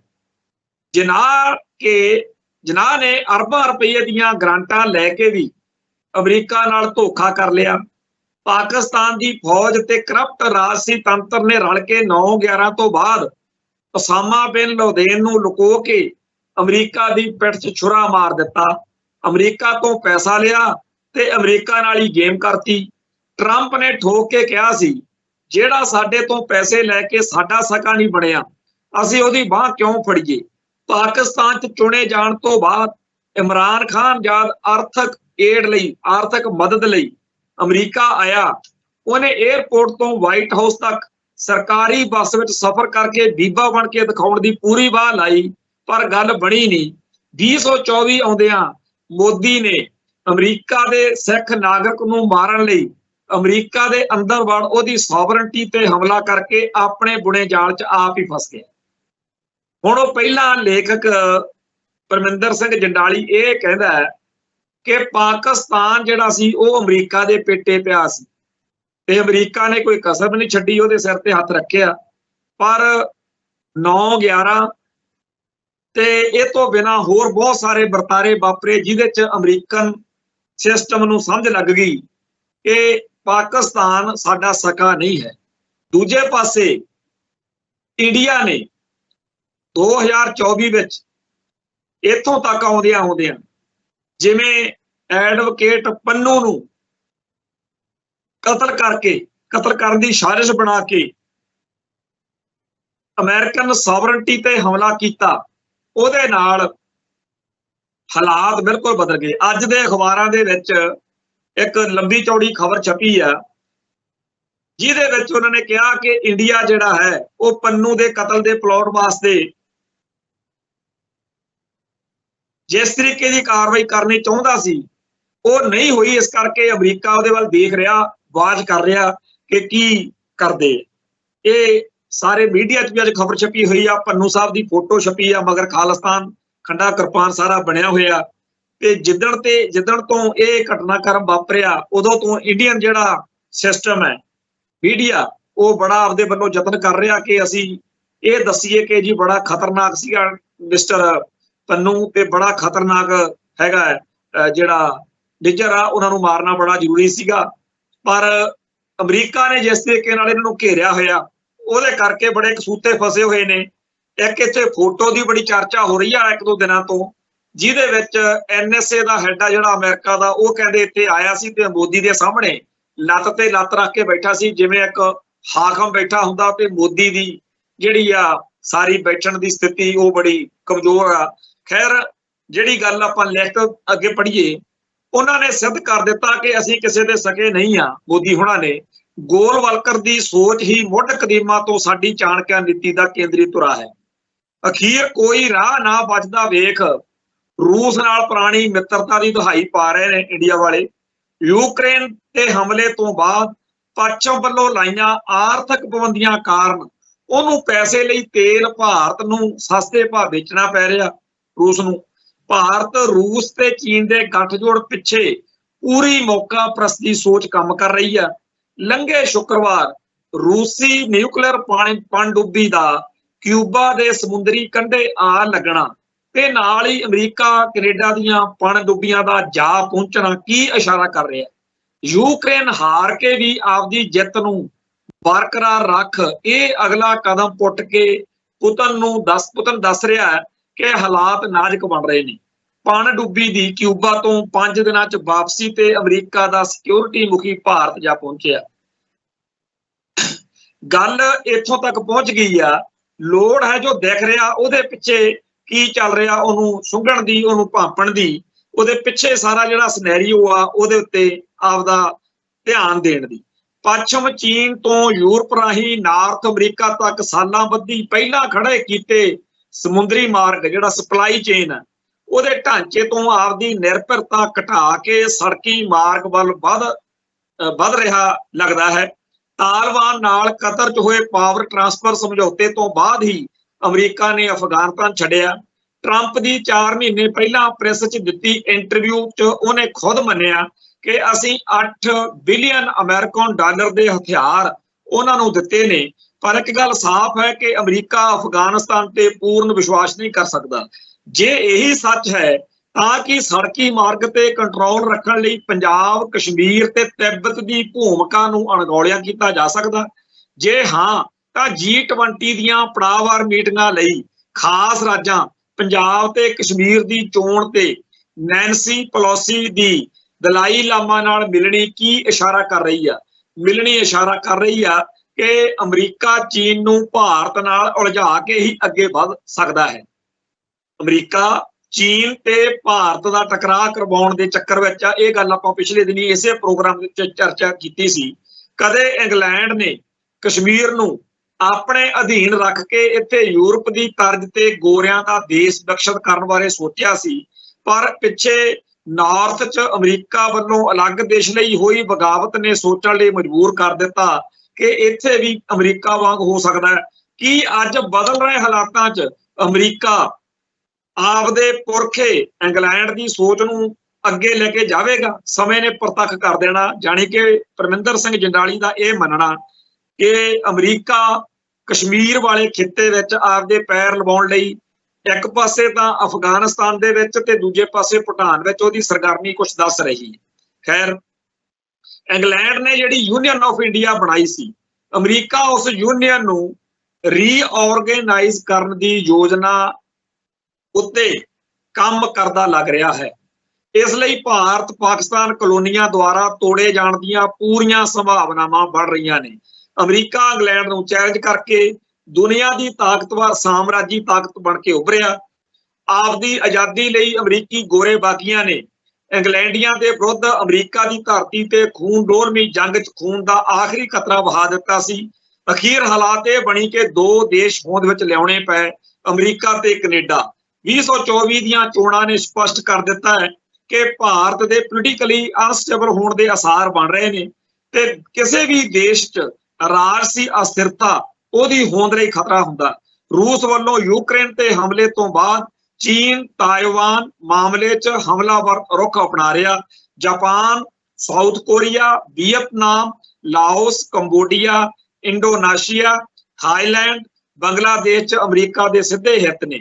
ਏਸ਼ੀਆ ਦੇ ਤੇਜ਼ੀ ਨਾਲ ਬਦਲ ਰਹੇ ਹਾਲਾਤ ਦੇ ਮੱਦੇਨਜ਼ਰ ਜੇ ਚੀਨ, ਰੂਸ, ਭਾਰਤ ਤੇ ਨਾਰਥ ਕੋਰੀਆ ਰਲ ਜਾਂਦੇ ਨੇ ਤਾਂ ਦੇਖਣਾ ਇਹ ਬਣਦਾ ਕਿ ਕੀ ਅਮਰੀਕਾ ਏਸ਼ੀਆ 'ਚ ਸਰਵਾਈਵ ਕਰ ਸਕੇਗਾ? ਅੱਜ ਦੀ ਘੜੀ ਜਵਾਬ ਨਾ ਵਿੱਚ ਹੈ। ਬਦਲ ਰਹੇ ਹਾਲਾਤਾਂ ਦੇ ਤਹਿਤ ਅਮਰੀਕਾ ਨੇ ਜਾਪਾਨ, ਜਰਮਨੀ ਨੂੰ ਪੜਾਅਵਾਰ ਮਿਲਟਰੀ ਤੌਰ ਤੇ ਹਥਿਆਰਬੰਦ ਕਰਨ ਲਈ ਸਹਿਮਤੀ ਦੇ ਦਿੱਤੀ ਹੈ, ਜਦੋਂ ਕਿ ਦੂਜੀ ਸੰਸਾਰ ਜੰਗ ਤੋਂ ਬਾਅਦ ਜਾਪਾਨ ਤੇ ਜਰਮਨੀ ਦੀ ਸੁਰੱਖਿਆ ਦੀ ਜ਼ਿੰਮੇਵਾਰੀ ਅਮਰੀਕਾ ਨੇ ਲਈ ਸੀ। ਕੀ ਤੇਜ਼ੀ ਨਾਲ ਬਦਲ ਰਹੇ ਹਾਲਾਤਾਂ ਦੇ ਤਹਿਤ ਅਮਰੀਕਾ ਨੂੰ ਏਸ਼ੀਆ 'ਚ ਆਪਣੀ ਹੋਂਦ ਨੂੰ ਪੱਕੇ ਪੈਰੀ ਕਰ ਲਈ ਇਸ ਖਿੱਤੇ 'ਚ ਇੱਕ ਵਫਾਦਾਰ ਲਾਇਲ ਧਿਰ ਦਾ ਹੋਣਾ ਉਹਨਾਂ ਦੀ ਮਜਬੂਰੀ ਬਣ ਗਿਆ ਹੈ? ਜੇ ਹਾਂ ਤਾਂ ਕੀ ਭਾਰਤ ਤੇ ਪਾਕਿਸਤਾਨ ਵੱਲੋਂ ਵਸਾਘਾਤ ਤੋਂ ਬਾਅਦ 2024 ਆਉਂਦਿਆਂ ਅਮਰੀਕਾ ਨੂੰ ਸਮਝ ਆ ਗਈ ਹੈ ਕਿ ਏਸ਼ੀਆ 'ਚ ਵਫਾਦਾਰ ਧਿਰ ਕਿਹੜੀ ਹੈ ਤੇ ਸੀ? ਕੀ ਉਹ ਅੱਜ ਵੀ ਉਵੇਂ ਹੀ ਖੜੇ ਨੇ ਜਿਵੇਂ ਕਦੇ ਇੰਗਲੈਂਡ ਮੂਹਰੇ ਚੇਲਿਆਂ ਵਾਲੀ 'ਚ ਅੜੇ ਤੇ ਖੜੇ ਸੀ? ਜੇ ਨਹੀਂ ਤਾਂ ਸਿੱਖ ਸੋਚ 'ਚ ਧੁੰਦਲਾ ਰਹੀ ਸਾਰਾਗੜ੍ਹੀ ਦੀ ਜੰਗ ਦੀ ਯਾਦ ਵਜੋਂ ਸਿੱਖ ਸਮਾਰਕ ਨੂੰ ਇੰਗਲੈਂਡ ਦੀ ਫੌਜੀ ਰੈਜੀਮੈਂਟ ਵੱਲੋਂ ਮੁੜ ਤੋਂ ਜਿੰਦਾ ਕੀਤੇ ਜਾਣਾ ਇਹ ਸੋਚਣ ਦੀ ਘੜੀ ਹੈ। ਇਹੀ ਉਹ ਧਿਰ ਹੈ, ਸਿੱਖ ਧਿਰ, ਜਿਸ ਨੇ ਆਪਦੇ ਗੁਰੂ ਦੇ ਦਰਸਾਏ ਸਿਧਾਂਤਕ ਰਾਹ ਤੇ ਚੱਲ ਕੇ ਆਪਦੇ ਰਾਜ ਦੀਆਂ ਹੱਦਾਂ ਸਤਲੁਜ ਵਾਲੇ ਪਾਸੇ ਤੋਂ ਚੀਨ ਦੇ ਮੁੱਢ ਤਿੱਬਤ ਤੋਂ ਜਮਰੌਦ ਤੱਕ ਫਲਾਈਆਂ ਸਨ ਤੇ 1839 ਚ ਮਹਾਰਾਜਾ ਰਣਜੀਤ ਸਿੰਘ ਦੀ ਮੌਤ ਤੋਂ ਬਾਅਦ 1849 ਆਉਂਦਿਆਂ ਇੰਗਲੈਂਡ ਦੇ ਗੋਰਿਆਂ ਵੱਲੋਂ ਛਾਲ ਫਰੇਬ ਸਾਜ਼ਿਸ਼ ਦੇ ਰਾਹ ਆਪਦਾ ਰਾਜ ਗਵਾ ਕੇ ਵੀ ਅਫਗਾਨਿਸਤਾਨ ਤੋਂ ਹੁੰਦੀ ਦੂਜੀ ਸੰਸਾਰ ਜੰਗ ਤੱਕ ਵਫਾਦਾਰ ਰਹੀ। ਏਸ਼ੀਆ 'ਚ ਅੱਜ ਪੱਛਮ ਨੂੰ ਕੋਈ ਆਸ ਦਿਖ ਰਹੀ ਹੈ ਤਾਂ ਉਹ ਹੈ ਪੰਜਾਬ, ਗੁਰੂ ਦੇ ਸਿੱਖ। ਕੈਨੇਡਾ ਦੀ ਪਾਰਲੀਮੈਂਟ 'ਚ ਭਾਰਤ ਉੱਪਰ ਸਿੱਖਾਂ ਦੇ ਪੁੱਤਾਂ ਦੇ ਕਤਲ ਨੂੰ ਦਰਜ ਕਰਕੇ ਉਹਨਾਂ ਨੇ ਵਿੰਸਟਨ ਚਰਚਿਲ ਦੀ ਕਹੀ ਕਿ ਭਾਰਤੀ ਲੋਕ ਰਾਜ ਕਰਨ ਦੇ ਯੋਗ ਨਹੀਂ ਹਨ ਦੀ ਪੁਸ਼ਟੀ ਕਰ ਦਿੱਤੀ ਹੈ। ਇਤਿਹਾਸ ਗਵਾਹ ਹੈ ਕਿ ਚੇਲਿਆਂ ਵਾਲੀ 'ਚ ਜਦ ਹੱਥ ਸਾਡੇ ਪੁਰਖਿਆਂ ਨਾਲ ਭਿੜੇ, ਦੁਨੀਆ ਦੀ ਅੰਗਰੇਜ਼ੀ ਤਾਕਤ ਦੀ ਜੰਗੇ ਮੈਦਾਨ 'ਚ ਕਰਲਾਹਟ ਇੰਨੀ ਭਿਆਨਕ ਸੀ ਕਿ ਇਹਦੀ ਗੂੰਜ ਲੰਡਨ ਦੀ ਪਾਰਲੀਮੈਂਟ ਤੱਕ ਗਈ ਸੀ। ਜੇ ਇਹ ਸੱਚ ਨਹੀਂ ਹੈ ਤਾਂ ਉਸ ਸਮੇਂ ਦੇ ਨਿਰਪੱਖ ਅੰਗਰੇਜ਼ ਅਫਸਰਾਂ ਦੀਆਂ ਰਿਪੋਰਟਾਂ 'ਚ ਲਿਖੇ ਅਸਲ ਤੱਥ ਨੂੰ ਕੌਣ ਝੁਠਲਾ ਸਕਦਾ, ਜਦੋਂ ਕਿ ਇਤਿਹਾਸ ਗਵਾਹ ਹੈ ਕਿ ਸਿੱਖਾਂ ਨੇ ਰਾਜ ਗੁਰੂ ਦੇ ਸਿਧਾਂਤਕ ਮਾਰਗ ਤੇ ਰਾਹ ਤੇ ਚੱਲ ਕੇ ਸਿਰਜਿਆ ਸੀ, ਪਰ ਅੰਗਰੇਜ਼ ਨੇ ਸਿੱਖ ਰਾਜ ਨੂੰ ਫਰੇਬ, ਮਕਾਰੀ, ਛਲ ਕਪਟ ਦੇ ਰਾਹ ਤੇ ਯੂਨੀਅਨ ਆਫ ਇੰਡੀਆ ਨਾਲ ਮਿਲਾਇਆ। ਸਿੱਖ ਤਾਕਤ ਦੀ ਮੁੜ ਸਰਜੀਤੀ ਦੇ ਡਰ ਚੋਂ ਜਿਹੜੀ ਸੋਚ ਸਿੱਖ ਰਾਜ ਨੂੰ ਜੜ ਤੋਂ ਮੂਲੋਂ ਸੁਕਾਉਣ ਲਈ ਨਾਬਾਲਗ ਦਲੀਪ ਸਿੰਘ ਦੇ ਧਰਮ ਪਰਿਵਰਤਨ ਦਾ ਰਾਹ ਅਪਣਾ ਚੁੱਕੀ ਹੋਵੇ, ਉਹ ਸਾਨੂੰ ਰਾਜ ਕਿਵੇਂ ਪਰੋਸ ਕੇ ਦੇ ਸਕਦੀ ਸੀ? ਕੀ ਮੁਗਲਿਆ ਹਕੂਮਤ ਨੇ ਰਾਜ ਪਰੋਸ ਕੇ ਦਿੱਤਾ ਸੀ? ਕੀ ਇੰਗਲੈਂਡ ਨੇ ਅਮਰੀਕੀ ਗੋਰਿਆਂ ਨੂੰ ਰਾਜ ਪਰੋਸ ਕੇ ਦਿੱਤਾ ਸੀ? ਸੋ ਉਹ ਵਕਤ ਜਿਹੜਾ ਸੀ ਉਹ ਤਾਂ ਲੰਘ ਗਿਆ, ਪਰ ਅੱਜ ਅਮਰੀਕਾ 1947 ਚ ਇਸ ਇੰਡੀਅਨ ਸਬ ਕੰਟੀਨੈਂਟ ਚੋਂ ਅੱਧ ਤਾਂ ਲੈ ਗਿਆ ਸੀ, ਕਿਉਂਕਿ ਦੂਜੀ ਸੰਸਾਰ ਜੰਗ ਚ ਇੰਗਲੈਂਡ ਨੂੰ ਬਚਾਉਣ ਵਾਲਾ ਅਮਰੀਕਾ ਹੀ ਸੀ। ਸਮਾਂ ਇੱਕ ਵਾਰ ਫਿਰ ਇਤਿਹਾਸ ਦੇ ਉਸ ਦੌਰ ਵਿੱਚ ਸ਼ਾਮਲ ਹੋ ਰਿਹਾ ਜਿਵੇਂ ਦੂਜੀ ਸੰਸਾਰ ਜੰਗ ਤੋਂ ਪਹਿਲਾਂ ਹੋਇਆ ਸੀ। ਕਹਿੰਦੇ ਇਤਿਹਾਸ ਦੁਹਰਾਉਂਦਾ ਹੈ, ਜੇ ਇਹ ਸੱਚ ਹੈ ਤਾਂ ਇਮਤਿਹਾਨ ਹੋਣਾ ਹੀ ਹੋਣਾ। ਸੋਚਣਾ ਬਣਦਾ ਕਿ ਕੀ ਅਸੀਂ ਇਮਤਿਹਾਨ ਲਈ ਤਿਆਰ ਹਾਂ? ਐਤਕੀ ਚੇਤਿਆਂ ਚੋਂ ਵਿਸਾਰ ਨਾ ਦਿਓ ਕਿ ਕੋਊ ਕਿਸੇ ਕੋ ਰਾਜ ਨਾ ਦੇ ਹੈ, ਜੋ ਲੈ ਹੈ ਨਿਜ ਵਰਸੇ ਲੈ ਹੈ। ਪਰਮਿੰਦਰ ਸਿੰਘ ਦੀ ਇਸ ਲਿਖਤ ਦੇ ਬਾਰੇ ਮੈਂ ਜਦੋਂ ਆਪਣੇ ਮਨ ਵਿੱਚ ਵਿਚਾਰ ਕਰ ਰਿਹਾ ਸੀ ਤਾਂ ਮੈਂ ਇਹ ਸੋਚ ਰਿਹਾ ਸੀ ਕਿ ਪਹਿਲੀ ਗੱਲ ਤਾਂ ਇਹ ਹੈ ਕਿ ਸਾਡੀ ਕੌਮ ਅੱਜ ਇੰਟਰਨੈਸ਼ਨਲ ਲੈਵਲ ਦੇ ਉੱਤੇ ਸੋਚਣ ਜੋਗੀ ਹੋ ਗਈ ਆ, ਇਹ ਬੜੀ ਚੰਗੀ ਗੱਲ। ਦੂਜਾ ਇਹ ਆ ਕਿ ਇੱਕ ਪਾਸੇ ਇੰਟਰਨੈਸ਼ਨਲ ਹਾਲਾਤ ਜਿਹੜੇ ਨੇ ਸਾਡੇ ਮੱਦੇ ਨਜ਼ਰ ਨੇ, ਸਾਡੇ ਧਿਆਨ 'ਚ ਨੇ ਕਿ ਪੰਜਾਬ ਜਿੱਥੇ ਪੰਥ ਵਸਦਾ, ਉਸ ਧਰਤੀ ਉੱਤੇ ਕੈਨੇਡਾ, ਅਮਰੀਕਾ, ਇੰਗਲੈਂਡ ਤੇ ਸਾਰਿਆਂ ਦੀ ਅੱਖ ਦਾ ਆਉਣਾ ਬੜਾ ਚੰਗਾ ਸ਼ਗਨ ਆ, ਕਿਉਂਕਿ ਜਿਹੜੇ ਪੰਜਾਬ ਦੇ ਵਿੱਚ ਵਸਦੇ ਆ ਅਸੀਂ, ਇਹਦੇ ਉੱਤੇ ਪਿਛਲੇ 40-50 ਸਾਲ ਤੋਂ ਖਾਸ ਤੌਰ ਤੇ ਜੋ ਜ਼ੁਲਮ ਹੋਇਆ, ਜਿਹੜਾ ਇੰਡੀਅਨ ਸਟੇਟ ਸਿਸਟਮ ਨੇ ਕੀਤਾ, ਉਹਦੇ ਵਿੱਚੋਂ ਬਚਣ ਦਾ ਔਰ ਆਪਣਾ ਆਜ਼ਾਦ ਮੁਲਕ ਸਿਰਜਣ ਦਾ ਸਾਡੇ ਸਾਹਮਣੇ ਇੱਕ ਖੂਬਸੂਰਤ ਮੌਕਾ ਜਿਹੜਾ ਹੈ ਉਹ ਇਸ ਮਾਹੌਲ ਵਿੱਚ ਹੀ ਆਏਗਾ। ਸੰਸਾਰ ਜੰਗ ਦਾ ਹੋਣਾ ਬੜਾ ਖਤਰਨਾਕ ਹੈ, ਅਸੀਂ ਕੋਈ ਵੀ ਨਹੀਂ ਚਾਹੁੰਦਾ, ਪਰ ਇਹ ਗੱਲ ਵੀ ਯਕੀਨਨ ਆ ਕਿ ਮੁਲਕ ਦੇ ਜਾਂ ਮੁਲਕਾਂ ਦੇ ਇੰਟਰਨੈਸ਼ਨਲ ਬਾਰਡਰ ਜਿਹੜੇ ਨੇ ਉਹ ਬਦਲਦੇ ਰਹਿੰਦੇ ਆ, ਤੇ ਬਦਲਦੇ ਉਹ ਕਿਸੇ ਸ਼ਾਂਤਮਈ ਦੇ ਦੌਰ 'ਚ ਨਹੀਂ ਹੁੰਦੇ, ਜੰਗਾਂ ਯੁੱਧਾਂ 'ਚ ਹੀ ਬਦਲਦੇ ਹੁੰਦੇ ਆ। ਸੋ ਜਿਸ ਤਰੀਕੇ ਨਾਲ ਇਸ ਮੌਕੇ ਯੂਕਰੇਨ ਰੂਸ ਦੀ ਜੰਗ ਆ, ਜਿਹਦੇ ਵਿੱਚ ਰੂਸ ਦੇ ਚਾਈਨਾ ਨਾਲ ਸੰਬੰਧ ਤੇ ਚਾਈਨਾ ਦੇ ਇੰਡੀਆ ਨਾਲ ਸੰਬੰਧ, ਜਿਹਦੇ ਵਿੱਚ ਭੂਟਾਨ ਦਾ ਇੱਕ ਨਵਾਂ ਪੰਗਾ ਖੜਾ ਹੋ ਗਿਆ, ਤਾਂ ਤਿੱਬਤ ਦਾ ਇੱਕ ਪੰਗਾ ਜਿਹਦੇ ਵਿੱਚ ਅਮਰੀਕਨ ਹਿੱਤ ਜੁੜੇ ਹੋਏ ਨੇ, ਅਫਗਾਨਿਸਤਾਨ ਦੀ ਗੱਲ ਸਾਡੇ ਸਾਹਮਣੇ ਆ। ਇਹ ਸਾਰੇ ਕਾਸੇ ਦੇ ਤਹਿਤ ਆਉਣ ਵਾਲਾ ਸਮਾਂ ਸਾਨੂੰ ਧੂ ਕੇ ਘੜੀਸ ਕੇ ਉੱਥੇ ਲਿਜਾ ਕੇ ਖੜਾ ਕਰ ਰਿਹਾ ਕਿ ਕੀ ਸਿੱਖੋ ਤੁਸੀਂ ਆਪਦਾ ਰਾਜ ਭਾਗ ਲੈਣ ਲਈ ਜਾਗ ਰਹੇ ਹੋ? ਕੀ ਤੁਸੀਂ ਤਿਆਰ ਹੋ? ਕਿਉਂਕਿ ਕੋਊ ਕਿਸੇ ਕੋ ਰਾਜ ਨਾ ਦੇ, ਕਿਸੇ ਨੇ ਨਹੀਂ ਦੇਣਾ, ਤੁਹਾਡੀ ਆਪਦੀ ਤਿਆਰੀ ਹੋਣੀ ਚਾਹੀਦੀ ਹੈ। ਕੀ ਅਸੀਂ ਪੰਜਾਬ ਲੈਵਲ ਤੇ, ਪੰਥ ਲੈਵਲ ਤੇ ਜਾਂ ਇੰਟਰਨੈਸ਼ਨਲ ਲੈਵਲ ਤੇ ਇਹੋ ਜਿਹੇ ਚਿਹਰੇ ਮੂਹਰੇ ਉਭਾਰ ਰਹੇ ਆ। ਕੀ ਅਸੀਂ ਕੋਈ ਇਹੋ ਜਿਹੀ ਡਿਪਲੋਮੈਟਿਕ ਪਰਸਨੈਲਿਟੀ ਜਿਹੜੀ ਦੁਨੀਆ ਭਰ ਦੇ ਹੋਰਨਾਂ ਕੌਮਾਂ, ਧਰਮਾਂ, ਮਜ਼ਹਬਾਂ ਅਤੇ ਨੈਸ਼ਨਲ ਜਿਹੜੀਆਂ ਕੌਮਾਂ ਨੇ ਹੋਰ, ਉਹਨਾਂ ਦੇ ਨਾਲ ਤਾਲਮੇਲ ਚ ਆ ਸਕੇ ਕੋਈ ਸ਼ਖਸੀਅਤ ਉਭਾਰੀ ਆ? ਕਿਉਂ ਇਹੋ ਜਿਹੀ ਬੋਡੀ ਜਿਹੜੀ ਇੰਟਰਨੈਸ਼ਨਲ ਲੈਵਲ ਤੇ ਕੰਮ ਕਰੇ ਉਹ ਅਸੀਂ ਉਭਾਰੀ ਆ? ਇਹ ਸਾਡੇ ਲਈ ਬਹੁਤ ਜ਼ਿਆਦਾ ਸੋਚਣ ਵਿਚਾਰਨ ਵਾਲੀ ਲੋੜ ਵਾਲੀ ਗੱਲ ਆ। ਸਾਨੂੰ ਜਿਹੜੇ ਡੈਮੋਕ੍ਰੇਟਿਕ ਤੇ ਪੀਸਫੁਲ ਤਰੀਕੇ ਨਾਲ ਚੱਲਣ ਵਾਲੇ ਸਭ ਮੁਲਕਾਂ ਦੇ ਵਿੱਚ ਇਹੋ ਜਿਹੇ ਚਿਹਰਿਆਂ ਦੀ ਲੋੜ ਹੈ ਜਿਹੜੇ ਖਾਲਿਸਤਾਨ ਦੇ ਪੱਕੇ ਮਦਈ ਹੋਣ ਤੇ ਉੱਥੇ ਆਪੋ ਆਪਣੇ ਥਾਂ ਤੇ ਰਹਿ ਕੇ ਪੰਥ ਲਈ, ਪੰਜਾਬ ਲਈ ਕੁਝ ਕਰਨ ਦੀ ਸਮਰੱਥਾ ਰੱਖਦੇ ਹੋਣ। ਜਦੋਂ ਮਾਹੌਲ ਬਣੇ, ਜਦੋਂ ਹਾਲਾਤ ਬਣਨ, ਉਦੋਂ ਉਹ ਆਪਣੇ ਹਿੱਤਾਂ ਦੀ ਰਾਖੀ ਲਈ ਆਪਦੇ ਪ੍ਰਭਾਵ ਨੂੰ ਵਰਤ ਸਕਣ। ਆਪਣੀ ਸਿਆਸਤ ਖੜੀ ਕਰੀਏ, ਆਪਣੇ ਲੀਡਰ ਪੈਦਾ ਕਰੀਏ, ਆਪਣੇ ਚਿਹਰੇ ਮੂਹਰੇ ਉਭਾਰੀਏ ਤਾਂ ਕਿ ਜਦੋਂ ਆਉਣ ਵਾਲੇ ਸਮੇਂ ਦੇ ਵਿੱਚ ਕਿਸੇ ਮੁਲਕ ਨੂੰ ਜਾਂ ਮੁਲਕਾਂ ਦੇ ਕਿਸੇ ਸਮੂਹ ਨੂੰ, ਕਿਸੇ UNO ਨੂੰ ਲੋੜ ਪਵੇ ਤਾਂ ਸਾਡੇ ਕੋਲ ਉਹ ਵਿਅਕਤੀ, ਉਹ ਚਿਹਰੇ ਹੋਣ ਜਿਨ੍ਹਾਂ ਨਾਲ ਗੱਲ ਕੀਤੀ ਜਾ ਸਕੇ। ਹਾਲਾਤ ਬਾਰ-ਬਾਰ ਸਾਨੂੰ ਉਸ ਪਾਸੇ ਨੂੰ ਖਿੱਚ ਕੇ ਲਿਜਾ ਰਹੇ ਆ ਜਿੱਥੇ ਖਾਲਿਸਤਾਨ ਬਣਾਇਆ ਜਾ ਸਕਦਾ, ਸਿਰਜਿਆ ਜਾ ਸਕਦਾ। ਪਰ ਕੀ ਅਸੀਂ ਤਿਆਰ ਹਾਂ? ਕੀ ਸਾਡੀ ਤਿਆਰੀ ਹੈ? ਇਹ ਗੱਲ ਸਭ ਤੋਂ ਵੱਧ ਧਿਆਨ ਮੰਗਦੀ ਹੈ। ਮੈਂ ਫੇਰ ਉਹੀ ਗੱਲ ਜਿਹੜੀ ਸ਼ੁਰੂ ਚ ਕੀਤੀ ਸੀ, ਜੇ ਸਾਡਾ ਸੰਘਰਸ਼ ਭਖਿਆ ਹੋਇਆ ਹੋਵੇ, ਜੇਕਰ ਸਾਡੇ ਅੰਦਰ ਕੌਮ ਦੀ ਲੜਾਈ ਦਾ, ਪੰਥ ਦੀ ਆਜ਼ਾਦੀ ਦਾ, ਪੰਜਾਬ ਦੇ ਆਜ਼ਾਦੀ ਦਾ ਸੰਘਰਸ਼ ਮਗਿਆ ਹੋਇਆ ਹੋਵੇ, ਫਿਰ ਆ ਜਿਹੜੇ ਨਿੱਕੇ ਮੋਟੇ ਮਸਲੇ ਆ ਸਾਡੇ ਇਹ ਧਿਆਨ ਚ ਨਾ ਹੋਣ। ਮੈਨੂੰ ਯਾਦ ਆ 1984 ਤੋਂ ਬਾਅਦ ਜਦੋਂ ਕੌਮ ਲੜ ਰਹੀ ਸੀ, ਉਦੋਂ ਇੰਡੀਅਨ ਸਟੇਟ ਸਿਸਟਮ ਬੜੇ ਮੁੱਦੇ ਲਿਆ ਕੇ ਸੁੱਟਦੀ ਰਹੀ, ਪਰ ਉਹਨਾਂ ਦਾ ਹੱਲ ਉਸ ਟਾਈਮ ਸਿੱਖ ਸੌਖਾ ਕਰ ਲੈਂਦੇ ਸੀ ਕਿਉਂਕਿ ਸਾਡੀ ਬਿਰਤੀ ਜਿਹੜੀ ਸੀ ਉਦੋਂ ਕੁਝ ਹੋਰ ਮੂਡ ਸੀ। ਅੱਜ ਨਿੱਕੀ ਜਿਹੀ ਸਮੱਸਿਆ ਪੂਰੀ ਕੌਮ ਨੂੰ ਬਿਰਤਾ ਪਾ ਕੇ ਰੱਖ ਦਿੰਦੀ ਹੈ। ਆ ਧੇਲੇ ਦੀ ਕੁੜੀ ਨਹੀਂ ਉਹ ਜਿਹਨੇ ਪੂਰੀ ਕੌਮ ਨੂੰ ਕੰਮ ਲਾਇਆ ਹੋਇਆ। ਨਹੀਂ, ਉਹਨਾਂ ਦਿਨਾਂ ਦੇ ਵਿੱਚ ਜੇ ਕਿਤੇ ਉਹੋ ਜਿਹਾ ਮਾਹੌਲ ਅੱਜ ਹੁੰਦਾ ਤਾਂ ਇਹਨੇ ਤਾਂ ਆਪਦੇ ਘਰ ਬੜੌਦੇ ਚ ਵੀ ਨਹੀਂ ਯੋਗਾ ਕਰਨਾ ਸੀ। ਅੱਜ ਉਹ ਦਰਬਾਰ ਸਾਹਿਬ ਦੇ ਵਿੱਚ ਕਰਕੇ ਵੀ ਚੌੜ ਕਰਦੀ ਆ ਤੇ ਪੁੱਠੀਆਂ ਸਿੱਧੀਆਂ ਗੱਲਾਂ ਕਰਦੀ ਹੈ। ਖੈਰ, ਸਾਡੀ ਕੌਮ ਨੂੰ ਸੁਚੇਤ ਹੋਣ ਦੀ ਲੋੜ ਆ। ਖਾਲਿਸਤਾਨ ਤੁਹਾਨੂੰ ਕਿਸੇ ਨੇ ਥਾਲੀ ਚ ਪਰੋਸ ਕੇ ਨਹੀਂ ਦੇਣਾ, ਪਰ ਅਮਰੀਕਾ, ਕੈਨੇਡਾ ਤੇ ਹੋਰਨਾਂ ਮੁਲਕਾਂ ਦੀ ਜਿਹੜੀ ਸਪੋਰਟ, ਹਮਾਇਤ ਮਿਲ ਸਕਦੀ ਆ, ਉਹਨੂੰ ਲੈਣ ਦੇ ਵੀ ਆਪਾਂ ਲਾਇਕ ਹੈਗੇ ਹਾਂ। ਜੇਕਰ ਮਦਈ ਚੁਸਤ ਜਿਵੇਂ ਕਹਿੰਦੇ ਹੁੰਦੇ ਆ ਤੇ ਗਵਾਹ ਸੁਸਤ ਵਾਲੀ ਗੱਲ ਬਣ ਗਈ ਤੇ ਫੇਰ ਕੀ ਹੋਊਗਾ ਜੀ।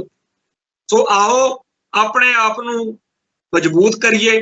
ਗੁਰੂ ਪਾਤਸ਼ਾਹ ਨੂੰ ਸਮਰਪਿਤ ਹੋਣਾ ਹੋਰ ਗੱਲ ਹੈ, ਪਰ ਪੋਲੀਟੀਕਲੀ ਮੈਚਿਓਰ ਹੋਣਾ, ਇੰਟਰਨੈਸ਼ਨਲ ਲੈਵਲ ਦੀ ਲੈਂਗੁਏਜ, ਇੰਟਰਨੈਸ਼ਨਲ ਲੈਵਲ ਦਾ ਆਪਣਾ ਕੱਦ ਕਿਰਦਾਰ ਬਣਾਉਣਾ, ਇਹ ਹੋਰ ਗੱਲ ਆ। ਜਿਹੜੀ ਖਾਲਿਸਤਾਨ ਦੀ ਲੜਾਈ ਆ, ਇਹ ਕੋਈ ਗ੍ਰੰਥੀ ਸਿੰਘ ਨਹੀਂ ਪੈਦਾ ਕਰਨੀ। ਇਹਦੇ ਲਈ ਸਾਨੂੰ ਪੋਲੀਟੀਕਲ ਲੀਡਰ ਚਾਹੀਦੇ ਆ। ਉਹਨਾਂ ਦੀ ਸ਼ਕਲ, ਉਹਨਾਂ ਦਾ ਰਹਿਣ ਸਹਿਣ, ਉਹ ਕਿਹੋ ਜਿਹੇ ਨੇ, ਉਹ ਕੀ ਖਾਂਦੇ ਆ, ਕੀ ਪਹਿਨਦੇ ਆ, ਇਹਨਾਂ ਚੱਕਰਾਂ ਚੋਂ ਨਿਕਲੋ। ਮਿਸਟਰ ਜਨਾਹ ਬਾਰੇ ਸਾਰਿਆਂ ਨੂੰ ਪਤਾ ਕਿ ਉਹ ਇਸਲਾਮ ਦੀਆਂ ਬਹੁਤੀਆਂ ਮੱਦਾਂ ਨੂੰ ਪੂਰਾ ਨਹੀਂ ਸੀ ਕਰਦਾ, ਪਰ ਉਹ ਪਾਕਿਸਤਾਨ ਬਣਾ ਕੇ ਦੇ ਗਿਆ।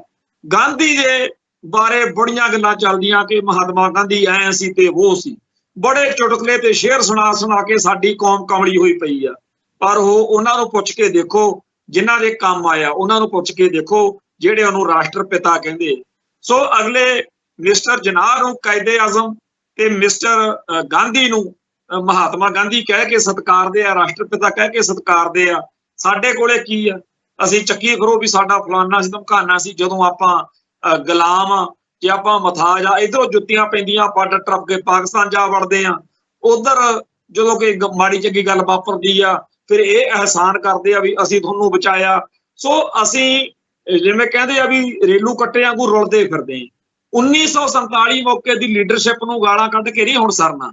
ਹੁਣ ਆਪ ਆਪਣੇ ਅੰਦਰ ਉਹ ਕੁਆਲਿਟੀ, ਉਹ ਚੀਜ਼ ਪੈਦਾ ਕਰਨੀ ਪਊਗੀ ਜਿਹਦੇ ਨਾਲ ਸਾਡੀ ਕੌਮ ਦਾ ਕੁਝ ਬਣ ਸਕੇ। ਕਿ ਇਸ ਪਾਸੇ ਨੂੰ ਅਸੀਂ ਧਿਆਨ ਦੇਵਾਂਗੇ। ਇੱਥੇ ਹੀ ਸਮਾਪਤੀ ਆ। ਅਰਦਾਸ ਕਰਦੇ ਆ ਕਿ UNO ਦੇ ਵਿੱਚ ਹੋਰਨਾਂ ਮੁਲਕਾਂ ਦੇ ਝੰਡਿਆਂ ਵਿਚਾਲੇ ਖਾਲਿਸਤਾਨ ਦਾ ਵੀ ਝੰਡਾ ਝੂਲੇ। ਇੱਥੇ ਸਮਾਪਤੀ ਆ। ਕੱਲ ਫਿਰ ਮਿਲਾਂਗੇ ਜੀ। ਨਾਨਕ ਨਾਮ ਚੜ੍ਹਦੀ ਕਲਾ, ਤੇਰੇ ਭਾਣੇ ਸਰਬੱਤ ਦਾ ਭਲਾ। ਵਾਹਿਗੁਰੂ ਜੀ ਕਾ ਖਾਲਸਾ, ਵਾਹਿਗੁਰੂ ਜੀ ਕੀ ਫਤਿਹ।